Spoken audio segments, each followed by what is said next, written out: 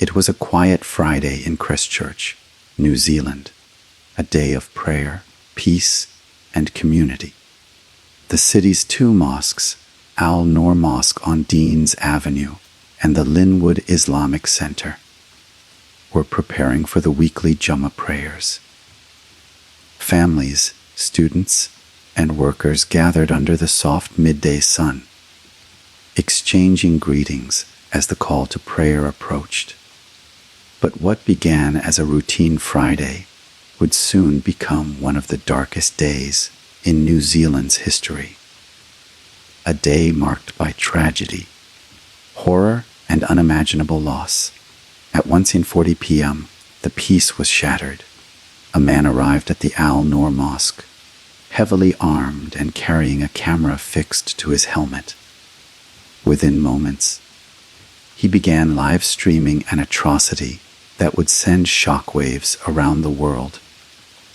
He opened fire on the worshippers, moving through the prayer hall with chilling precision.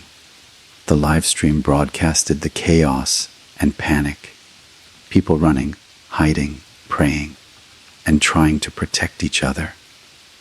The attack was not random. It was deliberate, planned, and carried out with military-like efficiency. For nearly 20 minutes, the sound of gunfire echoed through the city. When the attacker left Noor Mosque, he drove toward the Linwood Islamic Center, continuing his rampage at Linwood. Brave individuals tried to stop him. One man even confronted the shooter with nothing but his bare hands. Their courage saved many lives, but the loss was still immense. By the time police apprehended the attacker, 51 innocent people were dead and dozens more were wounded. The live stream had been viewed by thousands before being taken down, leaving the world horrified at how easily hate had turned into mass violence. News of the shooting spread rapidly. For New Zealand, a nation known for its tranquility, diversity, and compassion, it felt impossible to believe.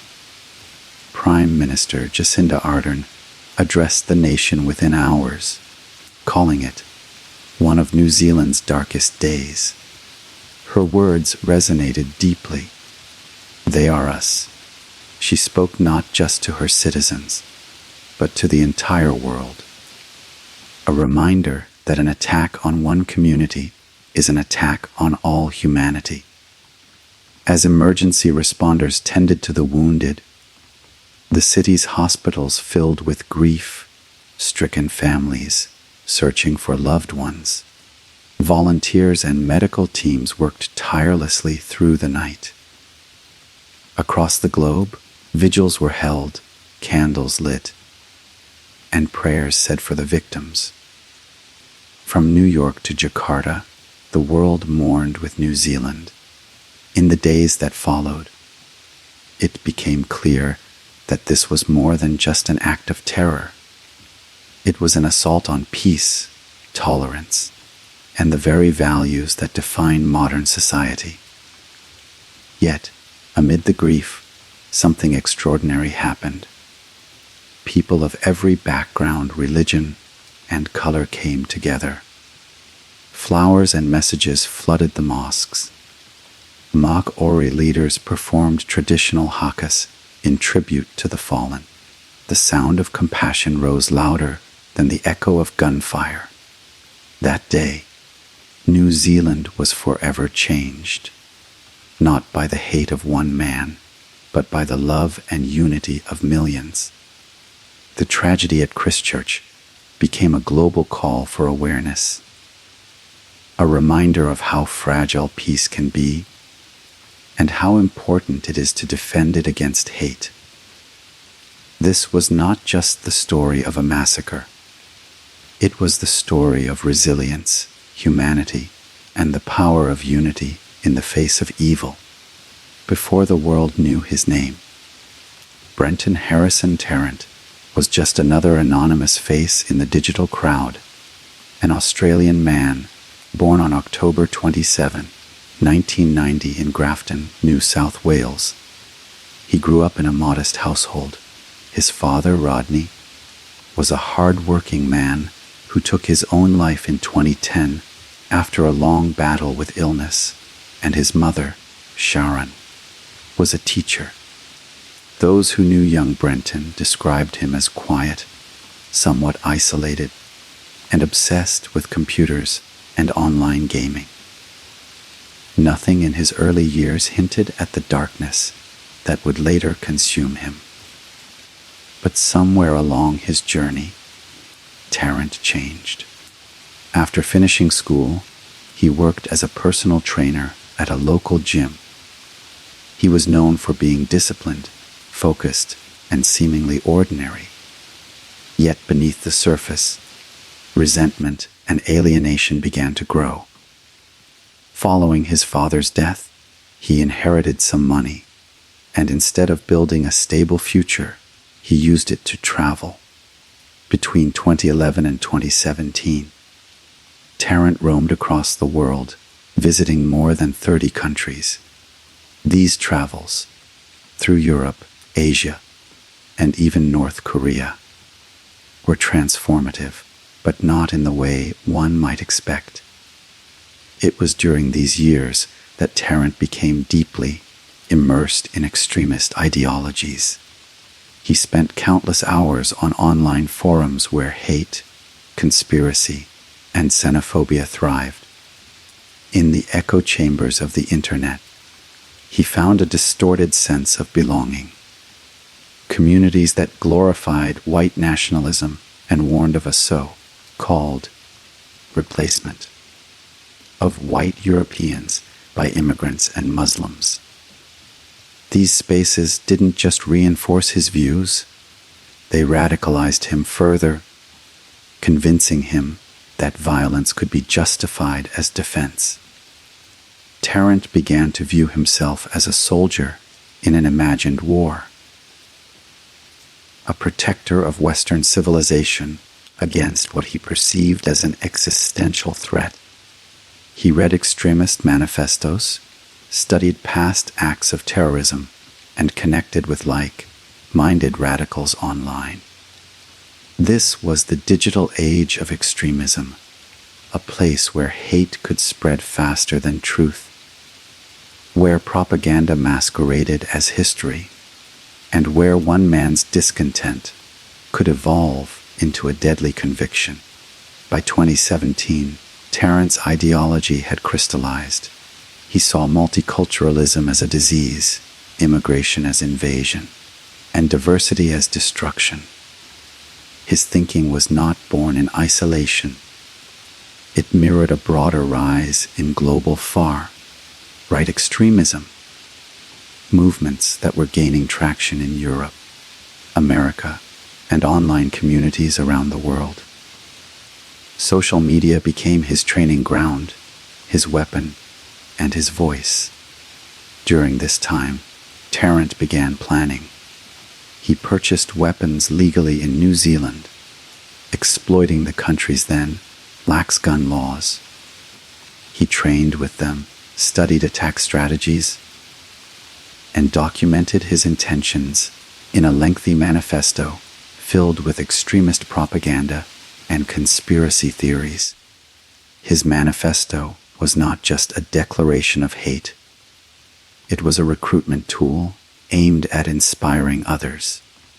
He wanted his actions to go viral, to ignite more violence, to turn one act of terror into a chain reaction. Investigators would later find that Tarrant meticulously scouted potential targets. Christchurch's Noor Mosque and Linwood Islamic Center were chosen for their symbolism, places of peace, representing the very diversity he despised. His planning spanned months, even years. From the weapons he customized to the music he played in his car, every detail was designed for shock, horror, and media impact. But what drove him, beyond ideology, was ego. He craved attention, notoriety, and a twisted form of immortality. The live stream he broadcasted during the attack wasn't spontaneous.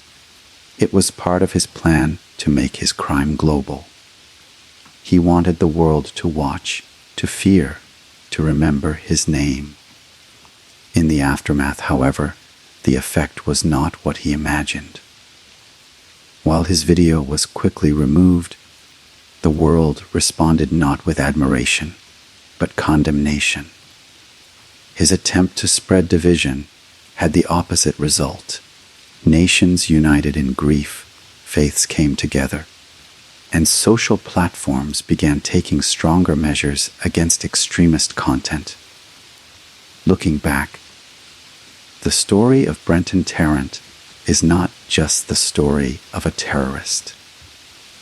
It's the story of how modern extremism festers in the shadows of the internet, how isolation can mutate into hatred, and how propaganda can turn ideology into action. His path from a small town gym instructor to one of the world's most reviled mass murderers is a chilling reminder of what happens when hate finds a home online and goes unchallenged. When Tarrant finally faced justice in 2020, he showed no remorse. He stood in court silent and emotionless as survivors and victims' families confronted him with words of strength and forgiveness. His sentence, life imprisonment without the possibility of parole, ensured he would never harm another person again. Yet, his story remains a warning that radicalization does not always happen in war zones or extremist camps. Sometimes it begins quietly in the glow of a computer screen, where anger turns into ideology and ideology becomes violence. When the gunfire finally stopped and the echoes of chaos faded, the world was left counting not just the number of lives lost, but the stories behind each one. 51 souls, men, women, and children, were taken that day at the Noor Mosque and the Linwood Islamic Center. They came from different countries, cultures, and walks of life, yet they were united in faith, community, and hope. Each victim carried a lifetime of dreams, love, and humanity, and in their absence, the world was forever changed. Among them was Muqad Ibrahim, just 3 years old, the youngest of all the victims. His innocent smile had once brightened every room he entered. That Friday, he attended prayer alongside his father and brother. When the shooting began, his brother ran with him, trying to shield him from the bullets. But in the chaos, Muqad was lost. His story would come to symbolize the cruel indiscrimination of hate, that even a child could not escape its reach. Naim Rashid, a teacher originally from Pakistan, became a global symbol of heroism. In the Noor Mosque, when the gunman entered, Naim did not run. He charged forward, trying to stop the attacker with his bare hands. He was shot and killed, but his act of courage gave others precious moments to flee. His bravery was later recognized by the Pakistani government and honored by millions worldwide. His son Talqa Rashid, 21, also lost his life in the same attack. A father and son, side by side in faith and in martyrdom. Husna Ahmed, a Bangladeshi-born New Zealander, was known for her compassion and community service. On that fateful day, she guided women and children out of the mosque's back exit when the attack began. After ensuring their safety, she returned inside to rescue her paralyzed husband, Farid Ahmed. but before she could reach him, she was shot. Farid survived and later became one of the most inspiring voices of forgiveness, publicly declaring that he bore no hatred for the man who killed his wife. His words moved the world. "I will pray for him. I will not hate him. Hate will only destroy me." Every victim had a story of love and purpose. Haji Daud Nabi, a 71-year-old Afghan refugee, greeted the gunman at the mosque entrance with the words, "Hello, brother." Moments before he was killed, those words, simple yet profound, became a lasting message of peace amid violence. They embodied the true spirit of Islam and the enduring kindness of the community that Tarrant tried to destroy. There was Lilik Abdul Hamid, an Indonesian aircraft engineer who had built a new life in New Zealand, raising 2 daughters and contributing to aviation safety. There was Ada Elayan, a tech entrepreneur and futsal player who was praying alongside his father when the attack occurred. His legacy continued through the innovations and mentorship he left behind. The victims were from more than a dozen countries: Afghanistan, Pakistan, Bangladesh, Indonesia, India, Somalia, Jordan, Turkey, and beyond. Each had come to New Zealand in search of peace, opportunity, and safety. For many, Christchurch had become a sanctuary, a place where faith and diversity thrived. Yet, in one devastating moment, their sanctuary became a scene of horror. But their lives were not defined by that moment. They were defined by what they built before it, and by the unity that followed it. After the attack, communities around the world honored the victims through prayer, art, and activism. Streets were renamed, scholarships were created, and memorials were built to ensure their stories would never fade. One of the most powerful scenes unfolded just a week after the tragedy. At Christchurch's Hagley Park, more than 20 Zalozan people gathered for the national call to prayer. Prime Minister Jacinda Ardern, wearing a headscarf in solidarity, stood beside Muslim leaders as the call to prayer echoed across the city. Tears filled the eyes of Muslims and non-Muslims alike. It was a moment of national healing, a defiant act of love in the face of hate. Children placed flowers outside mosques. Strangers embraced one another. The silver fern, a national symbol of New Zealand, was drawn alongside crescent moons. The world saw something remarkable. A nation that chose compassion over vengeance. The families of the victims, though broken by loss, became symbols of strength. They spoke of forgiveness, resilience, and faith. Their grief was heavy, but their response was powerful.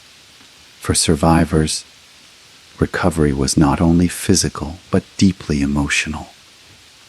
Many still live with the trauma of that day. The sounds, the sights, the faces they can't forget.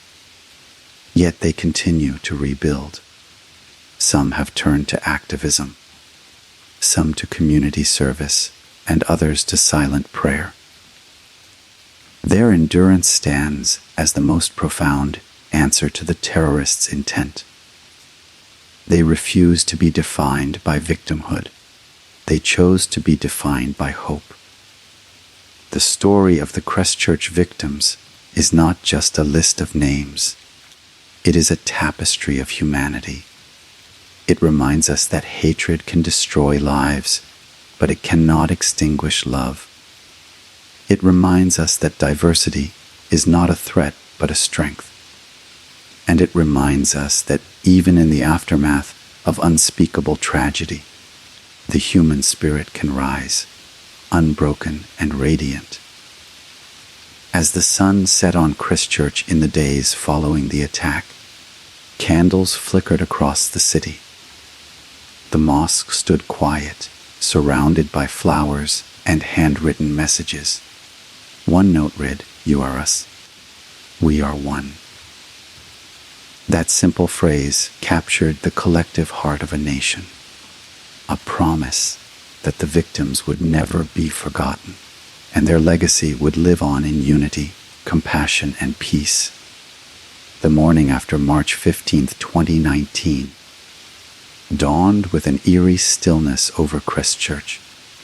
The usual hum of the city was replaced by silence, a silence heavy with grief, disbelief, and sorrow.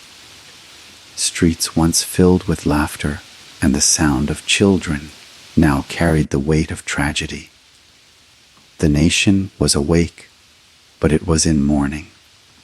The enormity of what had happened had yet to fully sink in. New Zealand, a land often associated with peace, beauty, and safety, had just experienced an act of pure hatred on its soil. As the first light touched the skyline, people began leaving their homes, gathering near the cordoned-off mosques. They brought flowers, candles, handwritten notes, and prayers. Strangers embraced without saying a word. The pain was universal.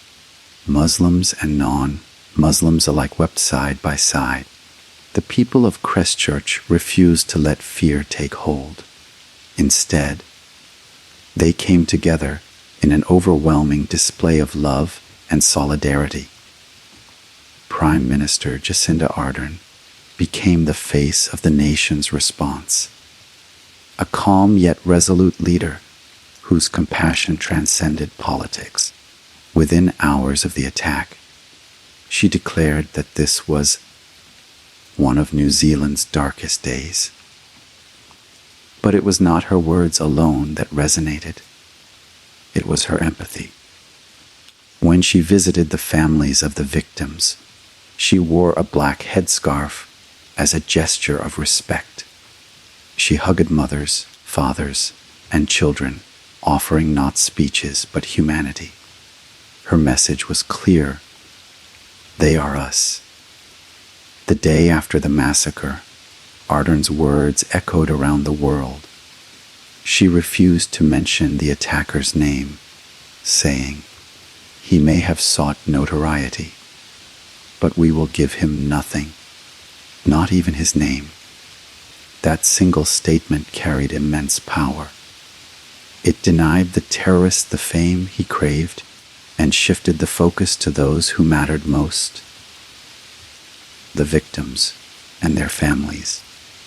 In the streets of Christchurch, the grief was palpable. Police officers stood guard outside mosques, not just as enforcers of security, but as protectors of faith. Messages of support flooded in from every corner of the world. Landmarks like the Eiffel Tower, the Empire State Building, and the Sydney Opera House were illuminated in the colors of New Zealand's flag. Muslim communities from Indonesia to Canada held vigils in solidarity. Social media platforms were filled with the phrase, "Faith e Arius." At Hagley Park, just across from the Noor Mosque, thousands gathered in silence. People knelt, prayed, and laid flowers. A mother clutched a small poster that read, "Love will win." Children placed paper hearts near the gates of the mosque. The air was thick with tears and prayers. It was more than mourning. It was defiance, a declaration that hate would not divide them. The emotional weight of the tragedy rippled far beyond New Zealand. In the United States, the United Kingdom, and across Europe, politicians and faith leaders condemned the attack. Yet, amid the sorrow, The Christchurch tragedy forced the world to confront a difficult truth that extremist ideologies and online radicalization were no longer distant threats. They were real, spreading within 48 hours. The international community began examining how the attack had been live-streamed and circulated online. Social media companies faced immense criticism for failing to stop the video spread. In response, Jacinda Ardern took a global stand. Together with French President Emmanuel Macron, she launched the Christchurch Call to Action, urging world leaders and tech giants to eliminate extremist content online. This movement would go on to reshape the conversation about digital responsibility, hate speech, and the internet's role in spreading violence. Back in New Zealand, mourning turned into unity. Churches opened their doors to Muslim worshippers. Maori leaders performed hakas at vigils, their powerful chants symbolizing both grief and solidarity. In Wellington, school children sang songs of peace in Arabic and English. Across the nation, Friday prayers resumed 1 week after the attack. Broadcasts live on television and radio, and the entire country paused in silence. The sight was unforgettable. Over 20,000 people stood together at Hagley Park as the Adhan, the Islamic call to prayer, echoed across Christchurch. None, Muslim women wore headscarves in solidarity. Men stood shoulder to shoulder with their Muslim neighbors. As the Imam recited verses of peace, tears streamed down faces, not just of sorrow, but of pride. Pride in humanity, in compassion, in unity that transcended every barrier of race or religion. The world watched, humbled, from the ashes of hatred. New Zealand had given a lesson to the world that compassion could be stronger than fear, that love could overcome even the deepest wounds. Commentators described it as one of the most humane national responses in modern history. While many nations might have responded with anger or division, New Zealand responded with grace. But beneath the unity, the pain was still real. Families of the victims were still identifying bodies, still preparing funerals. The Muslim community, though surrounded by love, carried unimaginable grief.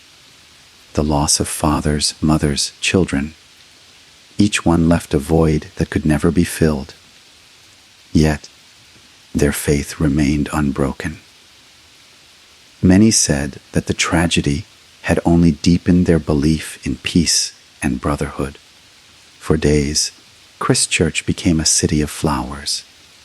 Bouquets covered the fences, the sidewalks, even traffic lights. Each bloom was a silent message. That hate would not have the final word. Artists painted murals honoring the victims. Poets wrote verses of unity. Musicians composed songs that blended Arabic melodies with the sounds of New Zealand's native instruments. The entire nation was healing together. The day after the Christchurch attack, the world didn't just witness a tragedy. It witnessed the best of humanity rising from its darkest hour.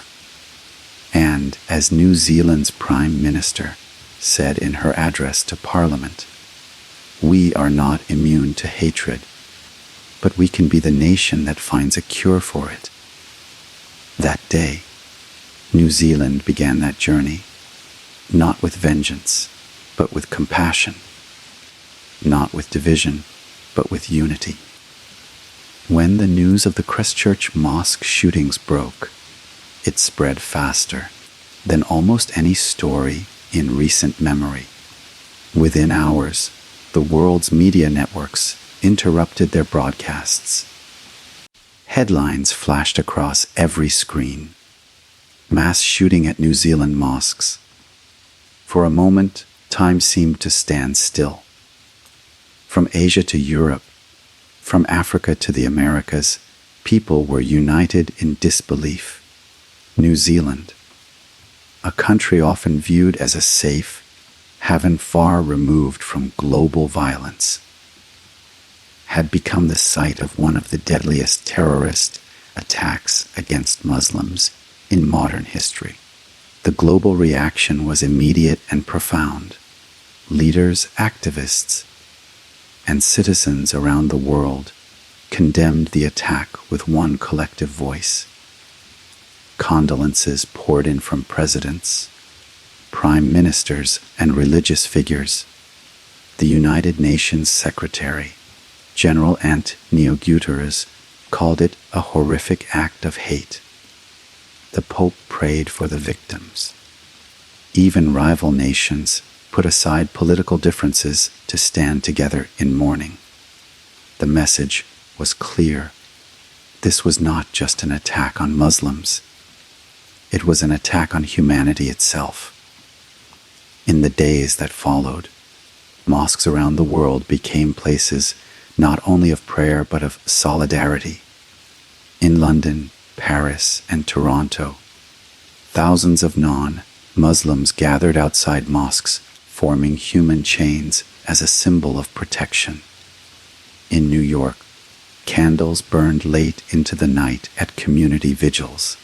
In Indonesia, the world's largest Muslim majority nation, churches and temples joined in memorial services.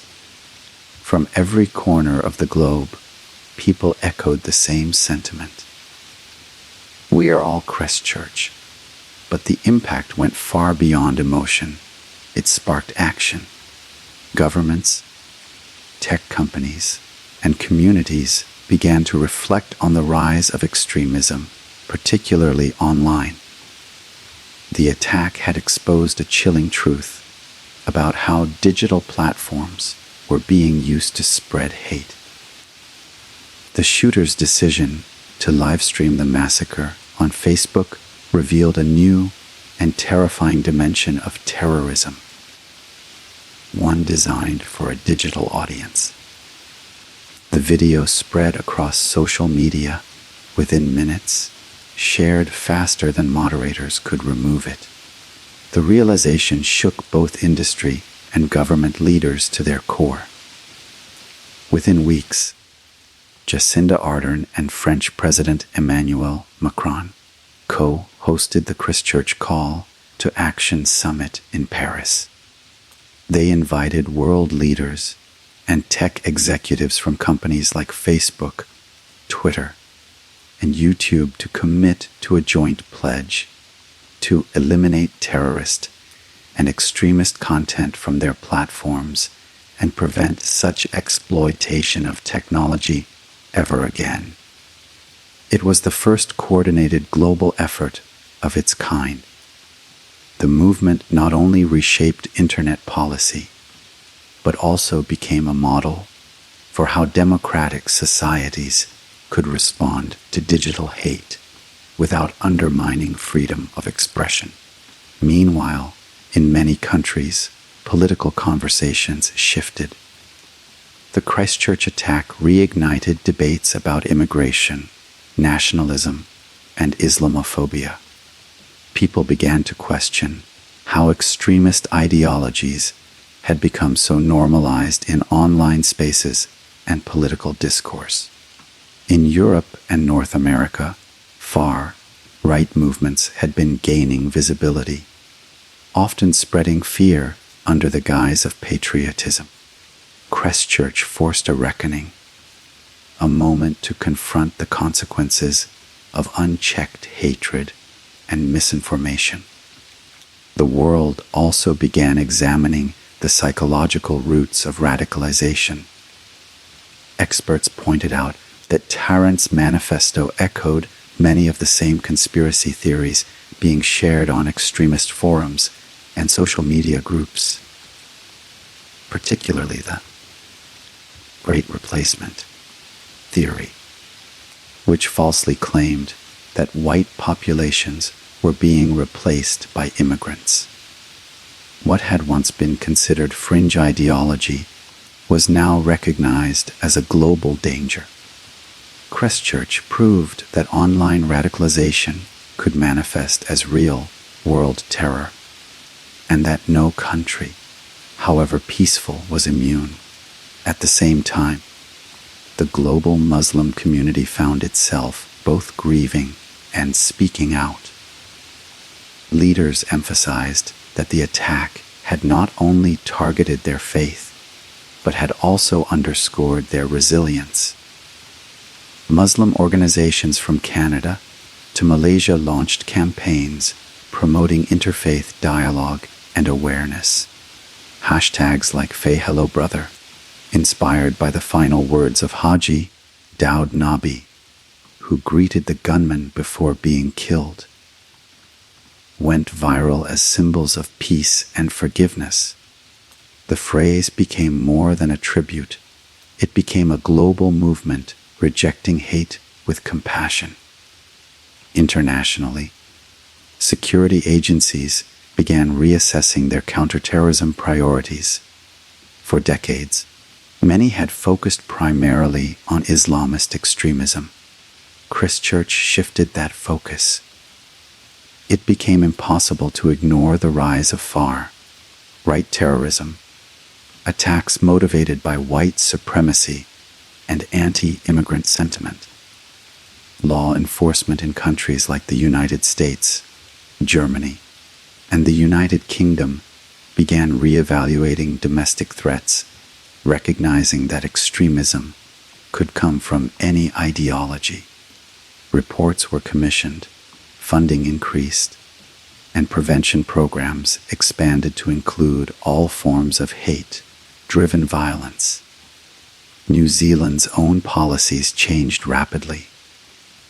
Within a month of the attack, Parliament passed new gun control laws banning most semi-automatic weapons and assault rifles. The decision was nearly unanimous, a rare show of political unity. The country also launched initiatives to strengthen community relations, support victims of hate crimes, and promote religious education in schools. These steps turned tragedy into transformation, setting an example for how nations could act decisively after crisis. Globally, artists, musicians, and filmmakers responded too. Songs, documentaries, and murals were created to honor the victims and capture the collective grief of humanity. In Christchurch, a mural of a Muslim woman wearing a hijab made from red and white flowers became an enduring symbol of remembrance. In Istanbul, a calligrapher wrote the names of all 51 victims in gold script, a tribute to their eternal dignity. The ripple effects of Christchurch extended even further. For many people around the world, it marked a turning point in how society viewed Muslims. Stereotypes began to crumble as empathy grew. Non-Muslim citizens attended Friday prayers, volunteered at mosques, and learned about Islam not from fear, but from curiosity and compassion. The global narrative shifted from suspicion to solidarity. In the months that followed, survivors of the attack traveled to other countries, sharing their stories at international forums and schools. Their message was consistent: hatred is learned, but so is love. They spoke of forgiveness, resilience, and the need for humanity to confront its own reflection. The Christchurch tragedy left deep scars, but it also awakened the world.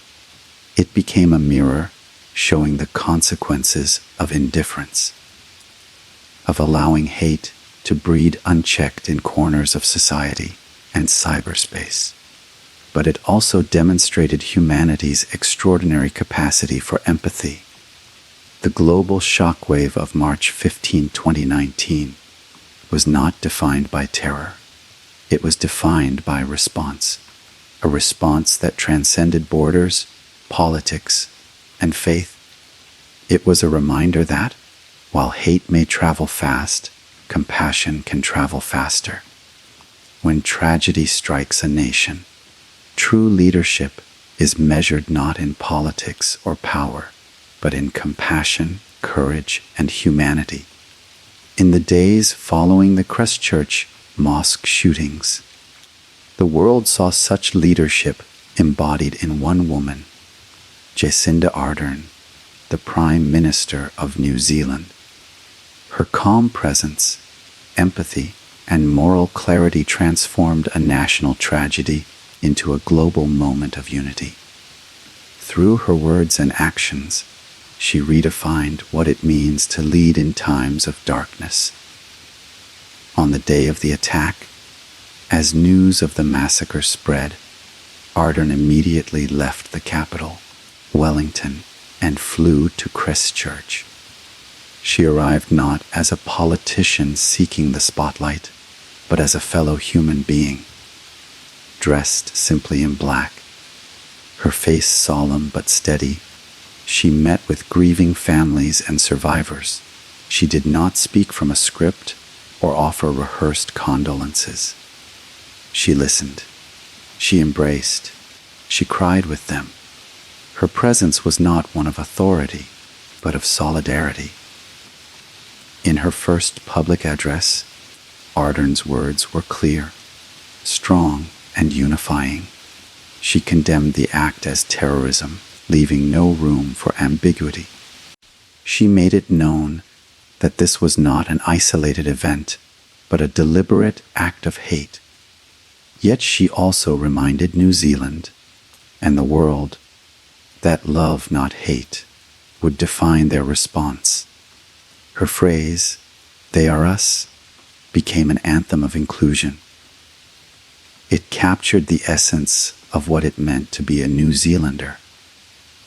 That identity was not determined by race, religion, or origin, but by shared humanity. Perhaps her most powerful decision came when she refused to speak the attacker's name publicly. He sought notoriety, she said, but we will give him nothing, not even his name. In that moment, she did something profound. She took away the terrorist's platform. By denying him the attention he craved, she shifted the world's focus entirely to the victims, the survivors, and the unity of the people. Her message resonated worldwide. Ardern's empathy transcended words.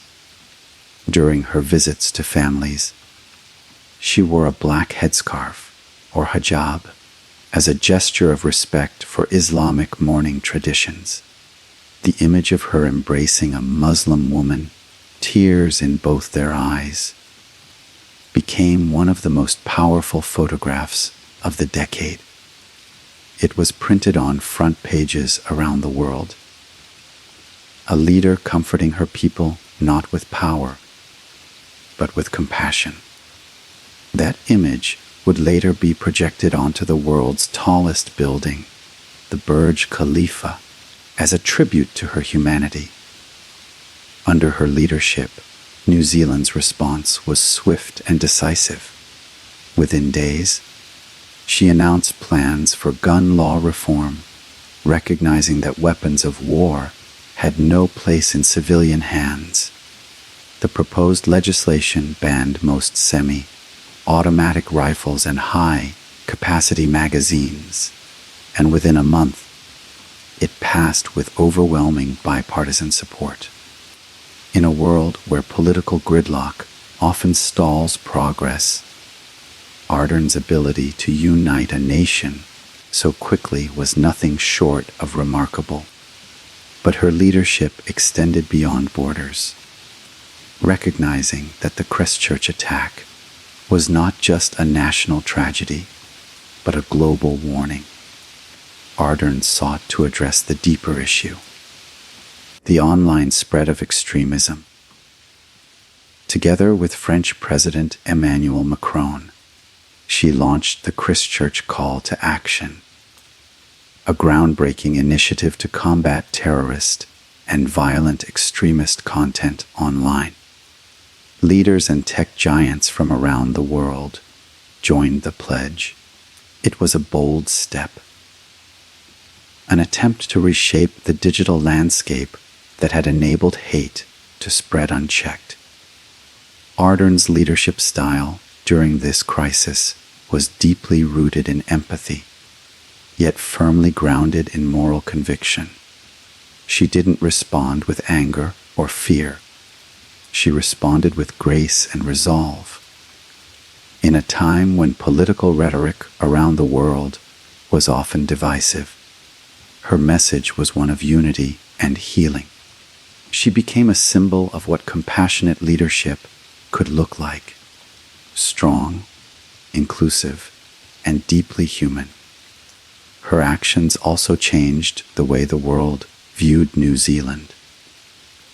Once known primarily for its stunning landscapes and peaceful isolation, the country was now being recognized as a moral compass, a place that had chosen kindness in the face of cruelty. Citizens from other nations wrote letters saying they wished their leaders would act as Ardern did.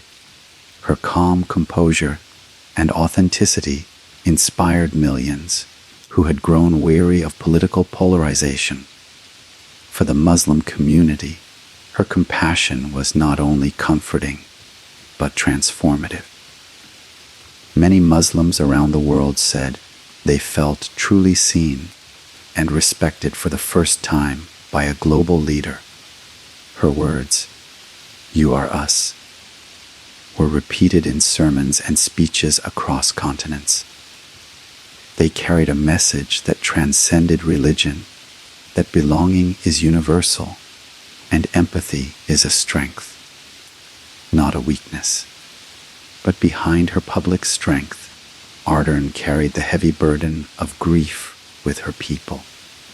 In private moments, she admitted the emotional toll.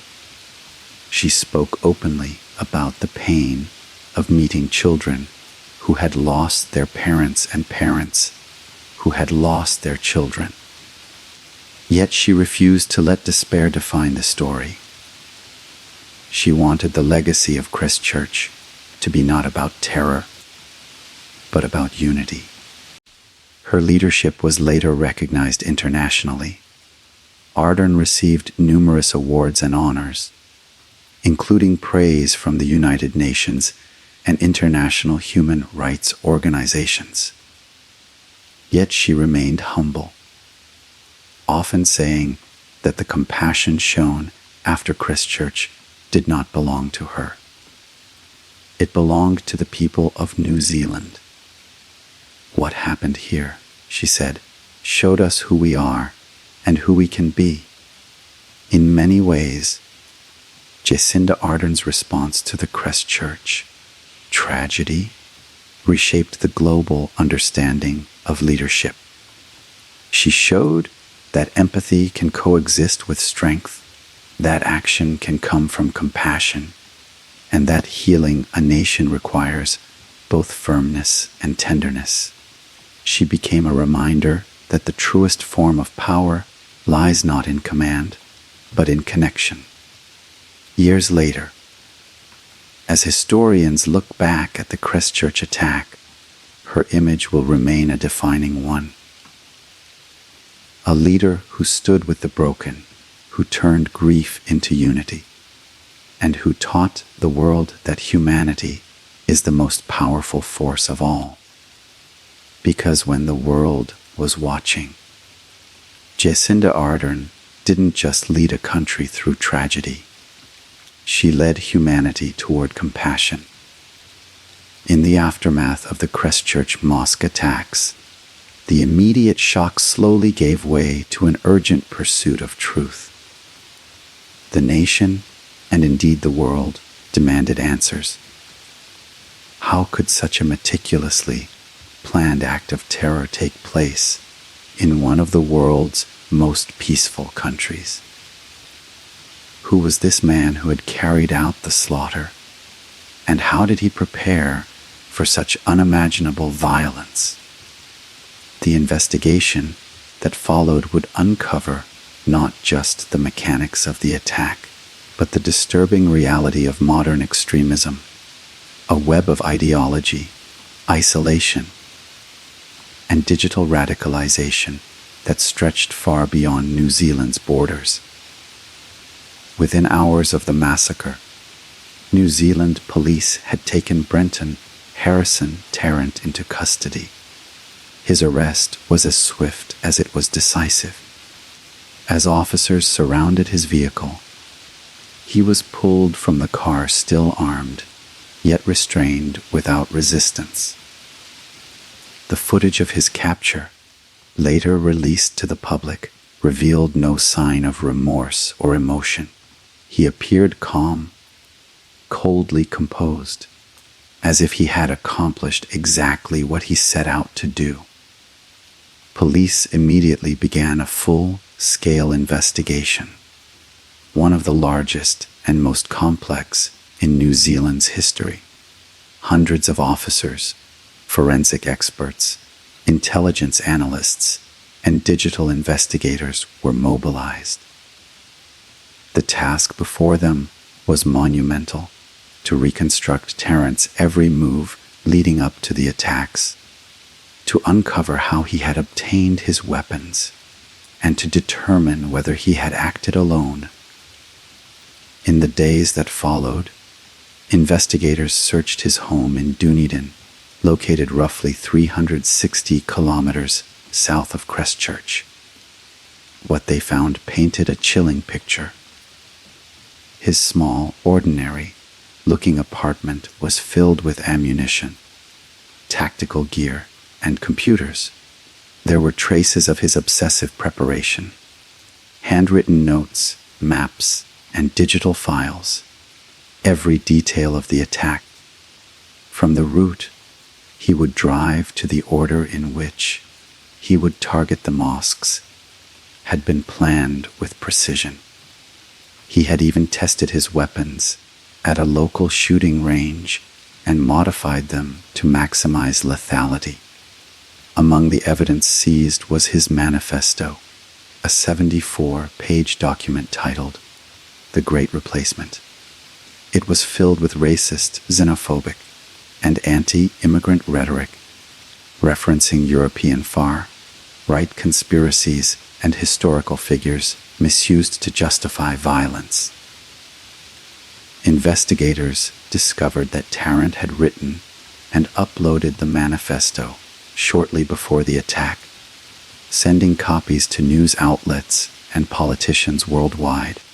His intention was clear: to spread his ideology globally using violence as a megaphone. The manifesto revealed more than just hatred. It exposed the dangerous echo chambers of the internet, where such ideas thrived. Tarrant had spent years immersed in online forums notorious for extremist content. These digital spaces, anonymous, unregulated, and saturated with hate speech, had become breeding grounds for radicalization.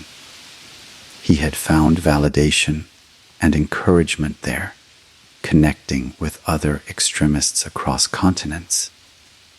In these dark corners of the internet, he was not an outcast.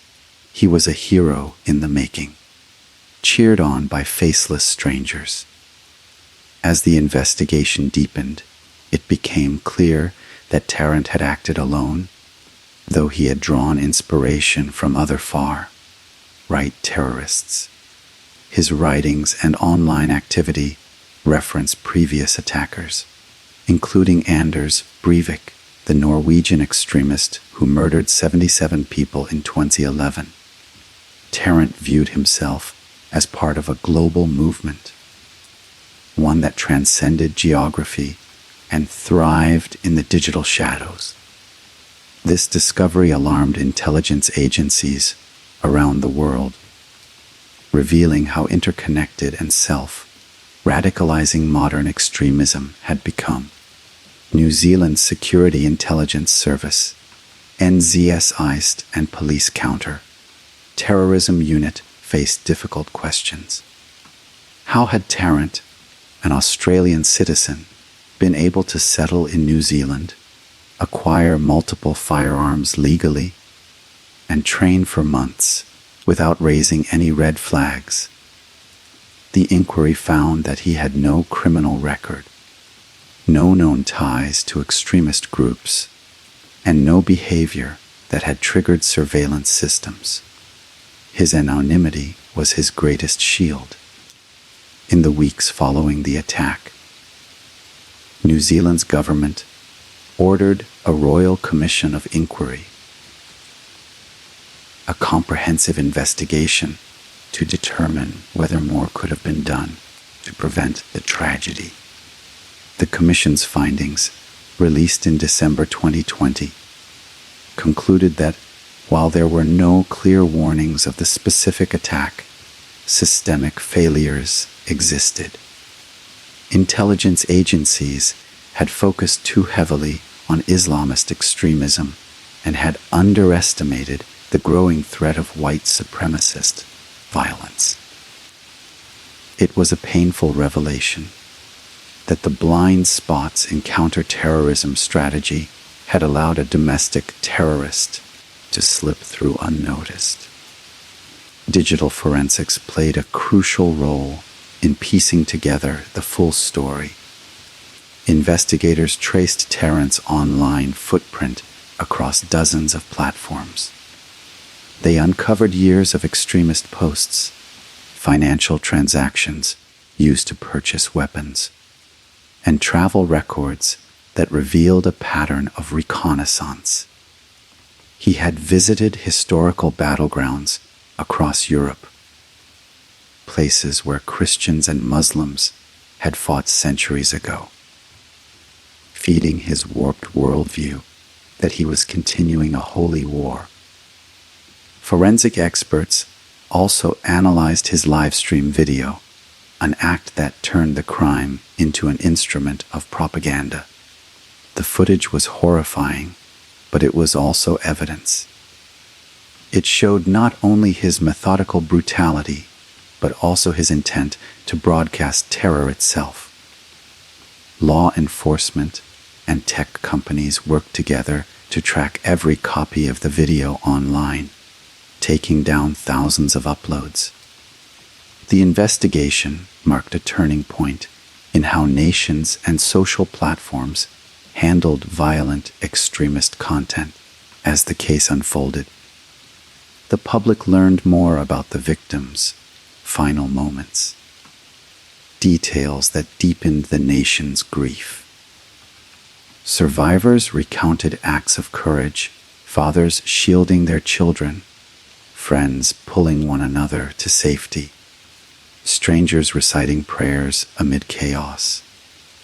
Their testimonies became central to the prosecution's case, ensuring that every voice silenced in the attack would still be heard in court. The evidence against Tarrant was overwhelming. Ballistic analysis confirmed that the weapons used matched those found in his possession. His manifesto, his live stream, and his confession sealed the case. In March 2020, just 1 year after the attacks, Brenton Tarrant pleaded guilty to 51 counts of murder, 40 counts of attempted murder, and 1 count of terrorism. The first terrorism conviction in New Zealand's history. The investigation had reached its conclusion, but its implications reached far beyond one courtroom. It exposed the dark evolution of terrorism, from organized networks to lone actors radicalized through algorithms. It revealed how the internet, while connecting humanity, could also connect hate. and it forced governments worldwide to rethink what security meant in an age where ideology spreads faster than bullets. For New Zealand, the investigation was not about vengeance, but understanding. Understanding how this happened and how to ensure it never happens again. It was about confronting uncomfortable truths and transforming grief into reform. And in that process, New Zealand became not just a nation that suffered, but a nation that learned. The truth had unfolded, stark, painful, but necessary. And from that truth, the journey toward justice began. The courtroom in Christchurch was silent, a silence heavy with pain, remembrance, and resolve. It was August 24, 2020, nearly 18 months after the darkest day in New Zealand's modern history. Families of the victims, survivors, journalists, and officials filled the High Court as Brenton Harrison Tarrant, the man who had brutally murdered 51 worshippers at 2 mosques, was brought before justice. He appeared emotionless, shackled and flanked by armed guards. His once defiant posture now subdued under the weight of his crimes. This was not just a trial of one man. It was a reckoning for a nation, and a moment that would echo across the world. From the very beginning, the trial of Brenton Tarrant was unlike any other in New Zealand's history. He had already pleaded guilty to 51 counts of murder, 40 counts of attempted murder, and 1 count of engaging in a terrorist act. The first terrorism conviction ever recorded in the country. His unexpected guilty plea, entered in March 2020, stunned many. Until that moment, Tarrant had shown no sign of remorse or cooperation. Some speculated that his plea was a strategic move to avoid giving victims the pain of a long, public trial. Others believed it was simply an acknowledgement of undeniable evidence, a case so meticulously built that denial was impossible. The sentencing hearings would span 4 emotional days. It was not just a legal process. It was a public catharsis, a moment of collective strength for the victims, survivors, and the entire Muslim community, one by one. Survivors and family members took the stand to deliver their victim impact statements. Their words pierced the silence, their voices trembling but unbroken. Each testimony carried the weight of grief and loss, yet also radiated dignity and faith. A father spoke about his young son, who had been gunned down while praying.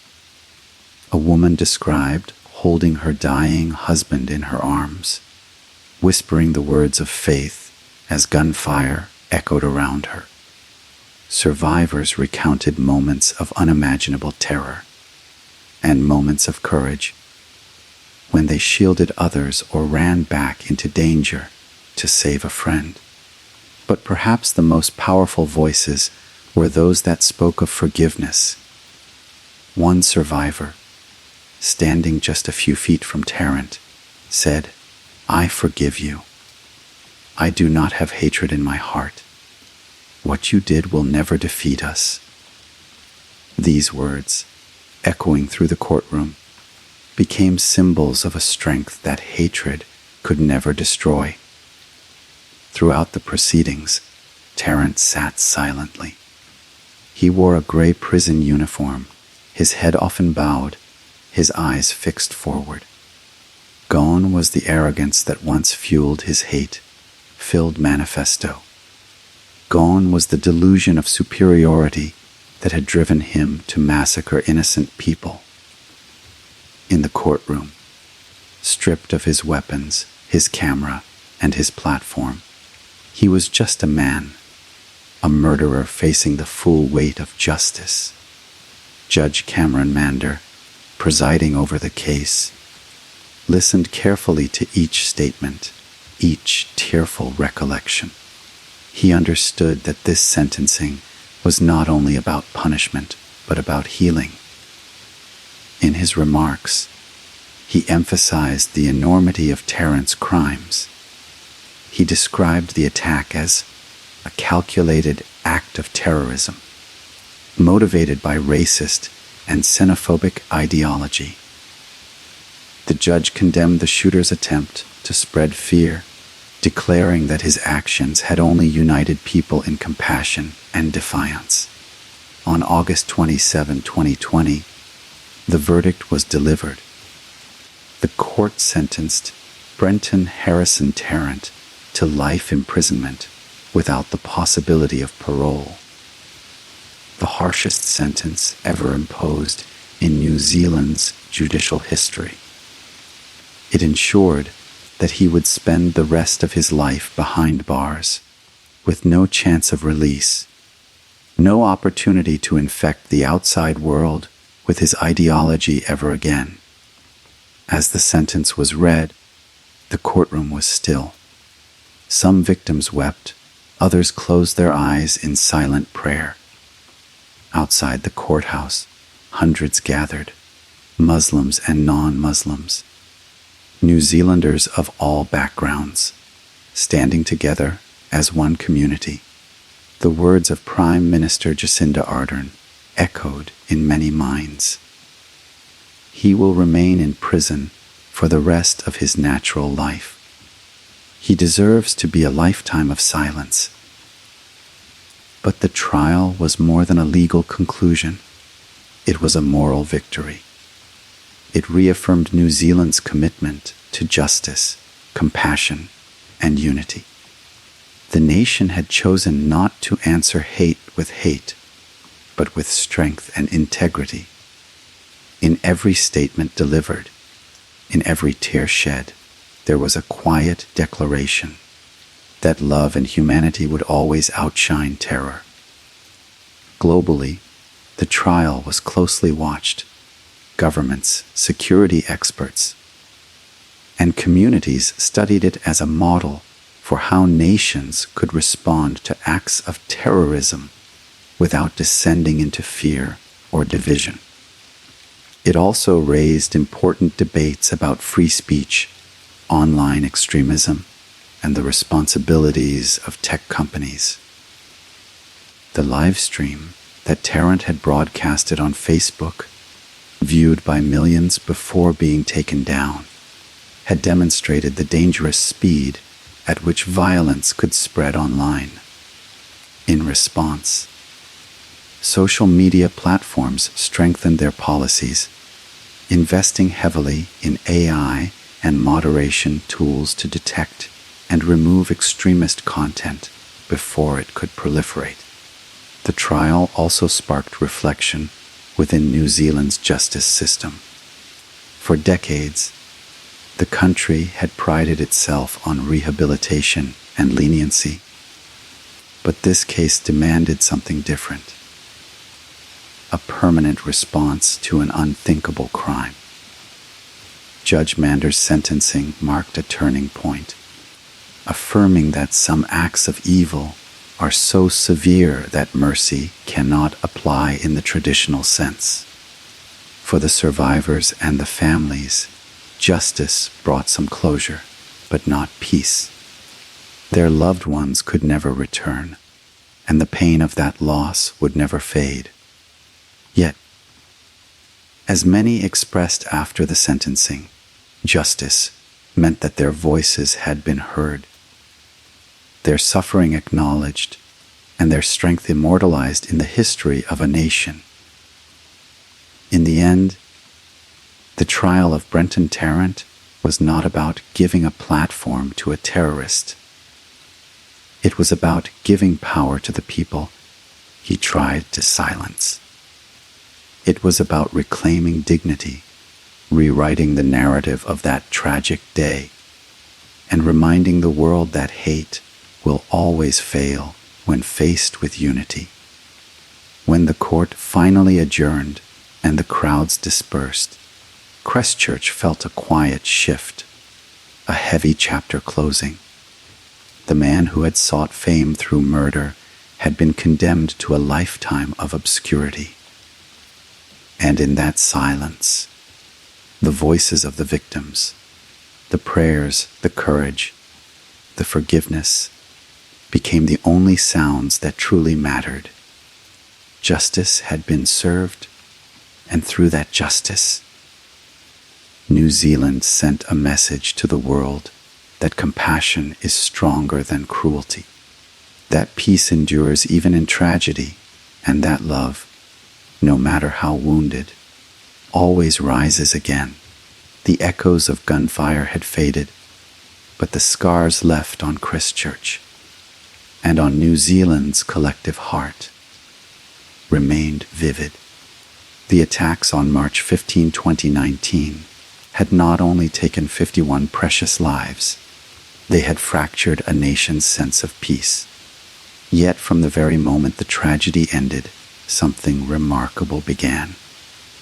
A wave of compassion, resilience, and solidarity that would define the country's healing journey. The aftermath of the Christchurch Mosque shootings became a story not of division, but of unity.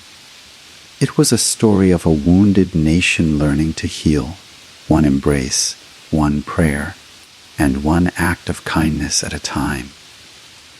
In the first few days after the attack, Christchurch transformed into a city of mourning. Thousands gathered near the Noor Mosque and the Linwood Islamic Center. The sites of unimaginable horror. To lay flowers, light candles, and leave handwritten notes. Streets once filled with routine life were now filled with silence and sorrow. The faces in the crowds reflected every background imaginable: Maori elders, Christian ministers, Jewish rabbis, Buddhist monks, atheists, and countless ordinary New Zealanders who came simply to show love. Prime Minister Jacinda Ardern became the embodiment of this unity, wearing a black headscarf as she embraced grieving families. Her gesture transcended politics. It was a human moment that resonated around the world. Her words were calm yet powerful. They are us. Those 3 words became the moral foundation of the nation's healing. A reminder that the Muslim community was not separate from New Zealand, but a vital and cherished part of it. In the days that followed, memorials appeared across the country. In Auckland, Wellington, Dunedin, and beyond, schools held moments of silence, mosques opened their doors to visitors of all faiths, and churches rang their bells in tribute. Even across oceans, landmarks like the Sydney Opera House and the Eiffel Tower were lit in remembrance. The attack that was meant to divide humanity had instead united it. But healing was not only emotional, it was also political and social. Within weeks of the tragedy, the New Zealand government took decisive action to reform its gun laws. On April 10, 2019, less than a month after the shootings, Parliament voted overwhelmingly to ban military-style semi-automatic weapons and high-capacity magazines. The Arms, Prohibited Firearms, Magazines, and Parts Amendment Act became law, signaling a nation's commitment to ensuring such an atrocity would never happen again. The government also introduced a national gun buyback program, encouraging citizens to surrender prohibited firearms. Thousands of weapons were turned in. For many, it wasn't just about compliance. It was a symbolic act of responsibility. a recognition that safety and compassion were worth more than any firearm. Meanwhile, the Muslim community began its long journey of healing. Rebuilding the Noor Mosque and Linwood Islamic Center was both a spiritual and emotional process. Survivors returned to these sacred spaces, not to relive the past, but to reclaim them from the shadow of violence. The walls that once echoed with terror now echoed again with prayers of peace. Support poured in from across the world. Financial aid, letters of condolences, and messages of solidarity. Victims' families, many of whom had immigrated to New Zealand in search of safety and a better life, were embraced by their adopted homeland in unprecedented ways. Government funds helped cover funeral costs, immigration statuses were expedited, and counseling services were provided to help survivors rebuild their lives. Yet, amid the unity, there were moments of quiet struggle. Many survivors faced long-term trauma, physical injuries that never fully healed, and emotional wounds that no therapy could erase. Children who lost parents, spouses who lost partners, and entire families shattered by a few minutes of hate faced a future forever changed. But in the face of this, they found strength in community and faith. Their resilience became a testament to the unbreakable spirit of those who refuse to let hatred define their lives. Jacinda Ardern's leadership during this period received global recognition. She chose empathy over anger, inclusion over retaliation. Her government also began confronting the broader issue of online radicalization, urging tech companies like Facebook, YouTube, and Twitter to take greater responsibility for the content they allowed to spread. In May 2019, she co-led the Christchurch Call with French President Emmanuel Macron, a global initiative to eliminate terrorist and violent extremist content online. More than 50 countries and major tech firms joined the pledge. This initiative was not just about technology. It was about reclaiming humanity's digital spaces from those who sought to use them for destruction. It recognized that in the modern world, terrorism doesn't only exist in the real world. It thrives in pixels, algorithms, and echo chambers. The Christchurch Call became a blueprint for future efforts to balance free speech with safety in an interconnected world. As months passed, Christchurch slowly began to rebuild not just its physical landscape, but its emotional one. The city that once wept in silence began to sing again. Community centers organized interfaith dialogues, cultural festivals, and remembrance events. The Muslim call to prayer was broadcast nationally. A moment of profound symbolism as millions stood in shared reflection. Art and music also became tools of healing. Murals appeared around Christchurch depicting flowers, doves, and the Arabic word salam, peace. Musicians composed songs in memory of the victims. Schools taught lessons about tolerance and unity. Even sports, often a unifying force in New Zealand's culture, played a role. The national rugby team, the All Blacks, dedicated their performances to the victims, and stadiums across the country observed moments of silence before games.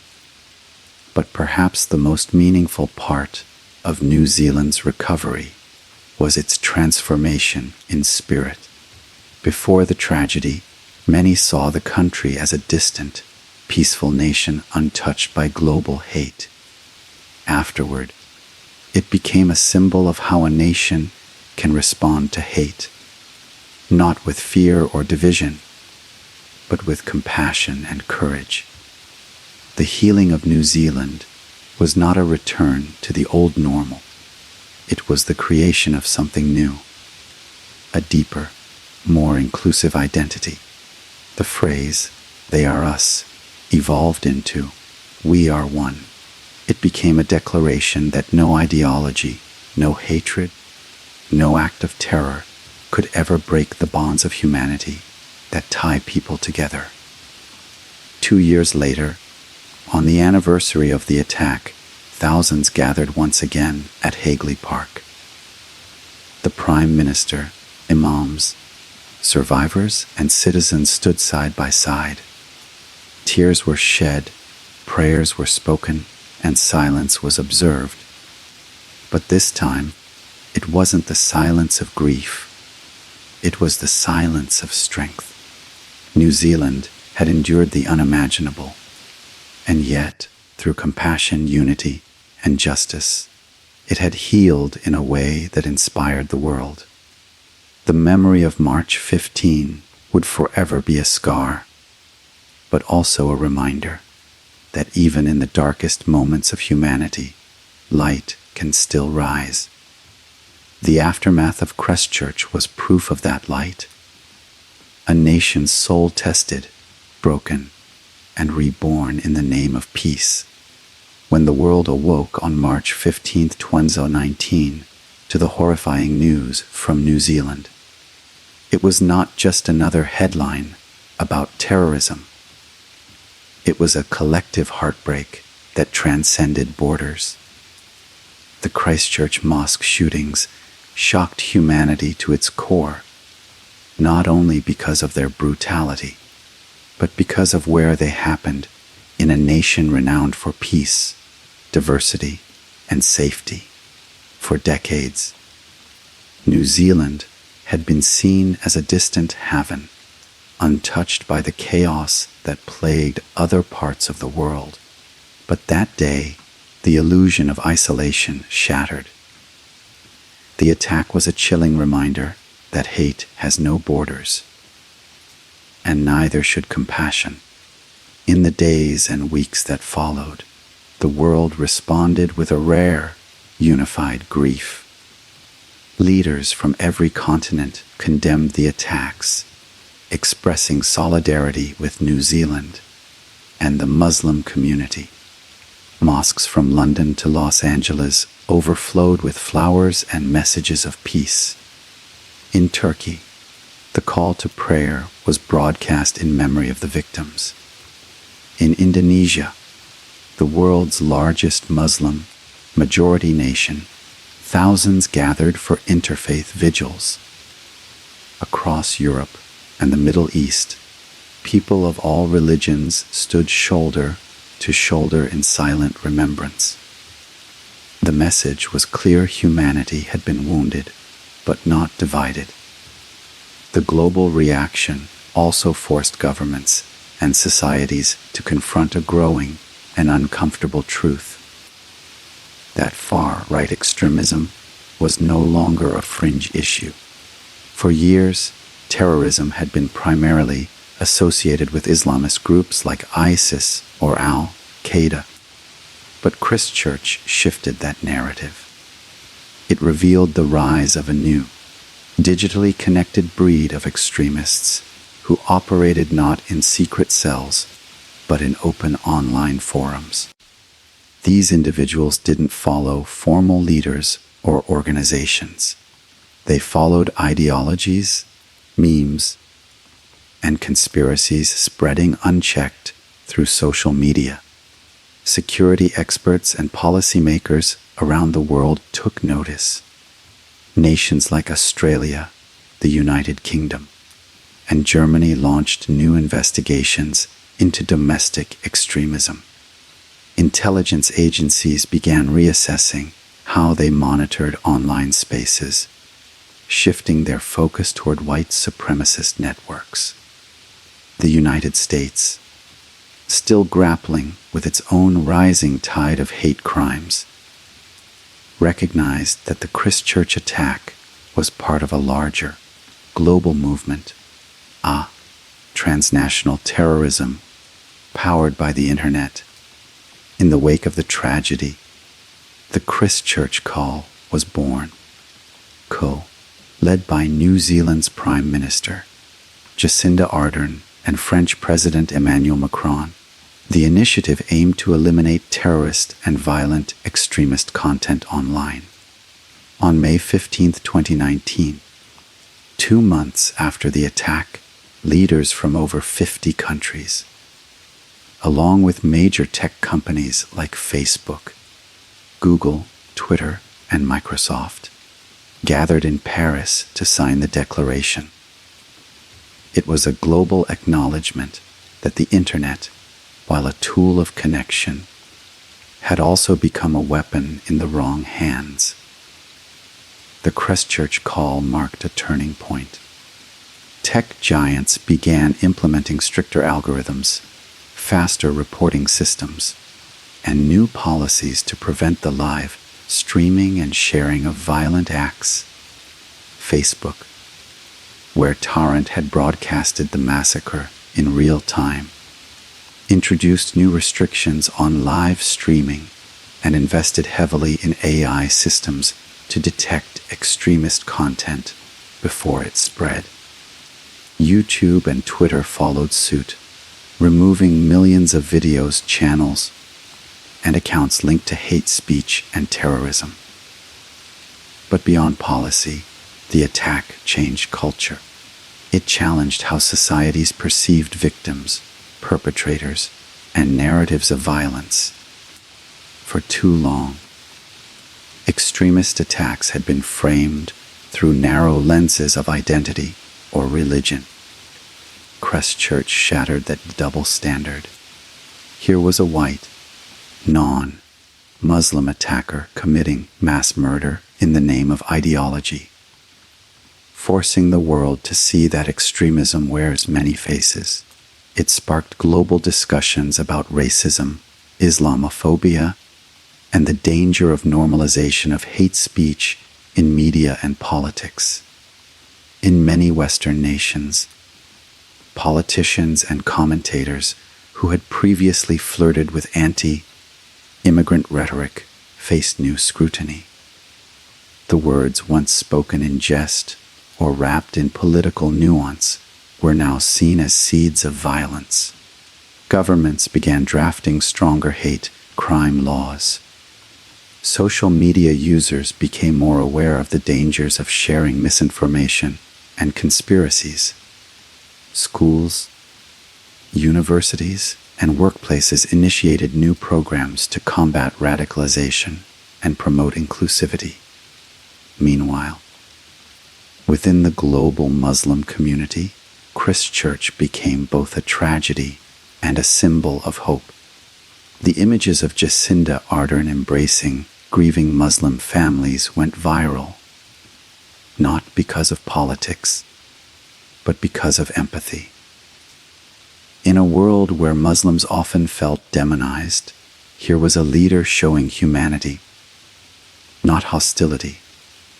Her compassion sparked movements worldwide, campaigns promoting interfaith understanding, open mosque days, and cultural exchange initiatives. New Zealand's Muslim population, though small, became a voice for global tolerance.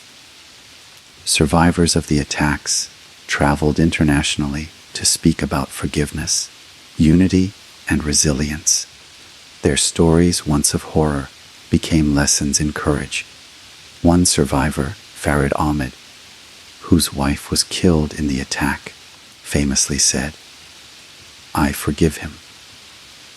Those 3 words echoed across the globe, a powerful statement that transcended vengeance and inspired millions. The Christchurch massacre also left a lasting mark on art, literature, and media. Documentaries, memorial installations, and songs were created to honor the victims and to remind future generations of the cost of hatred.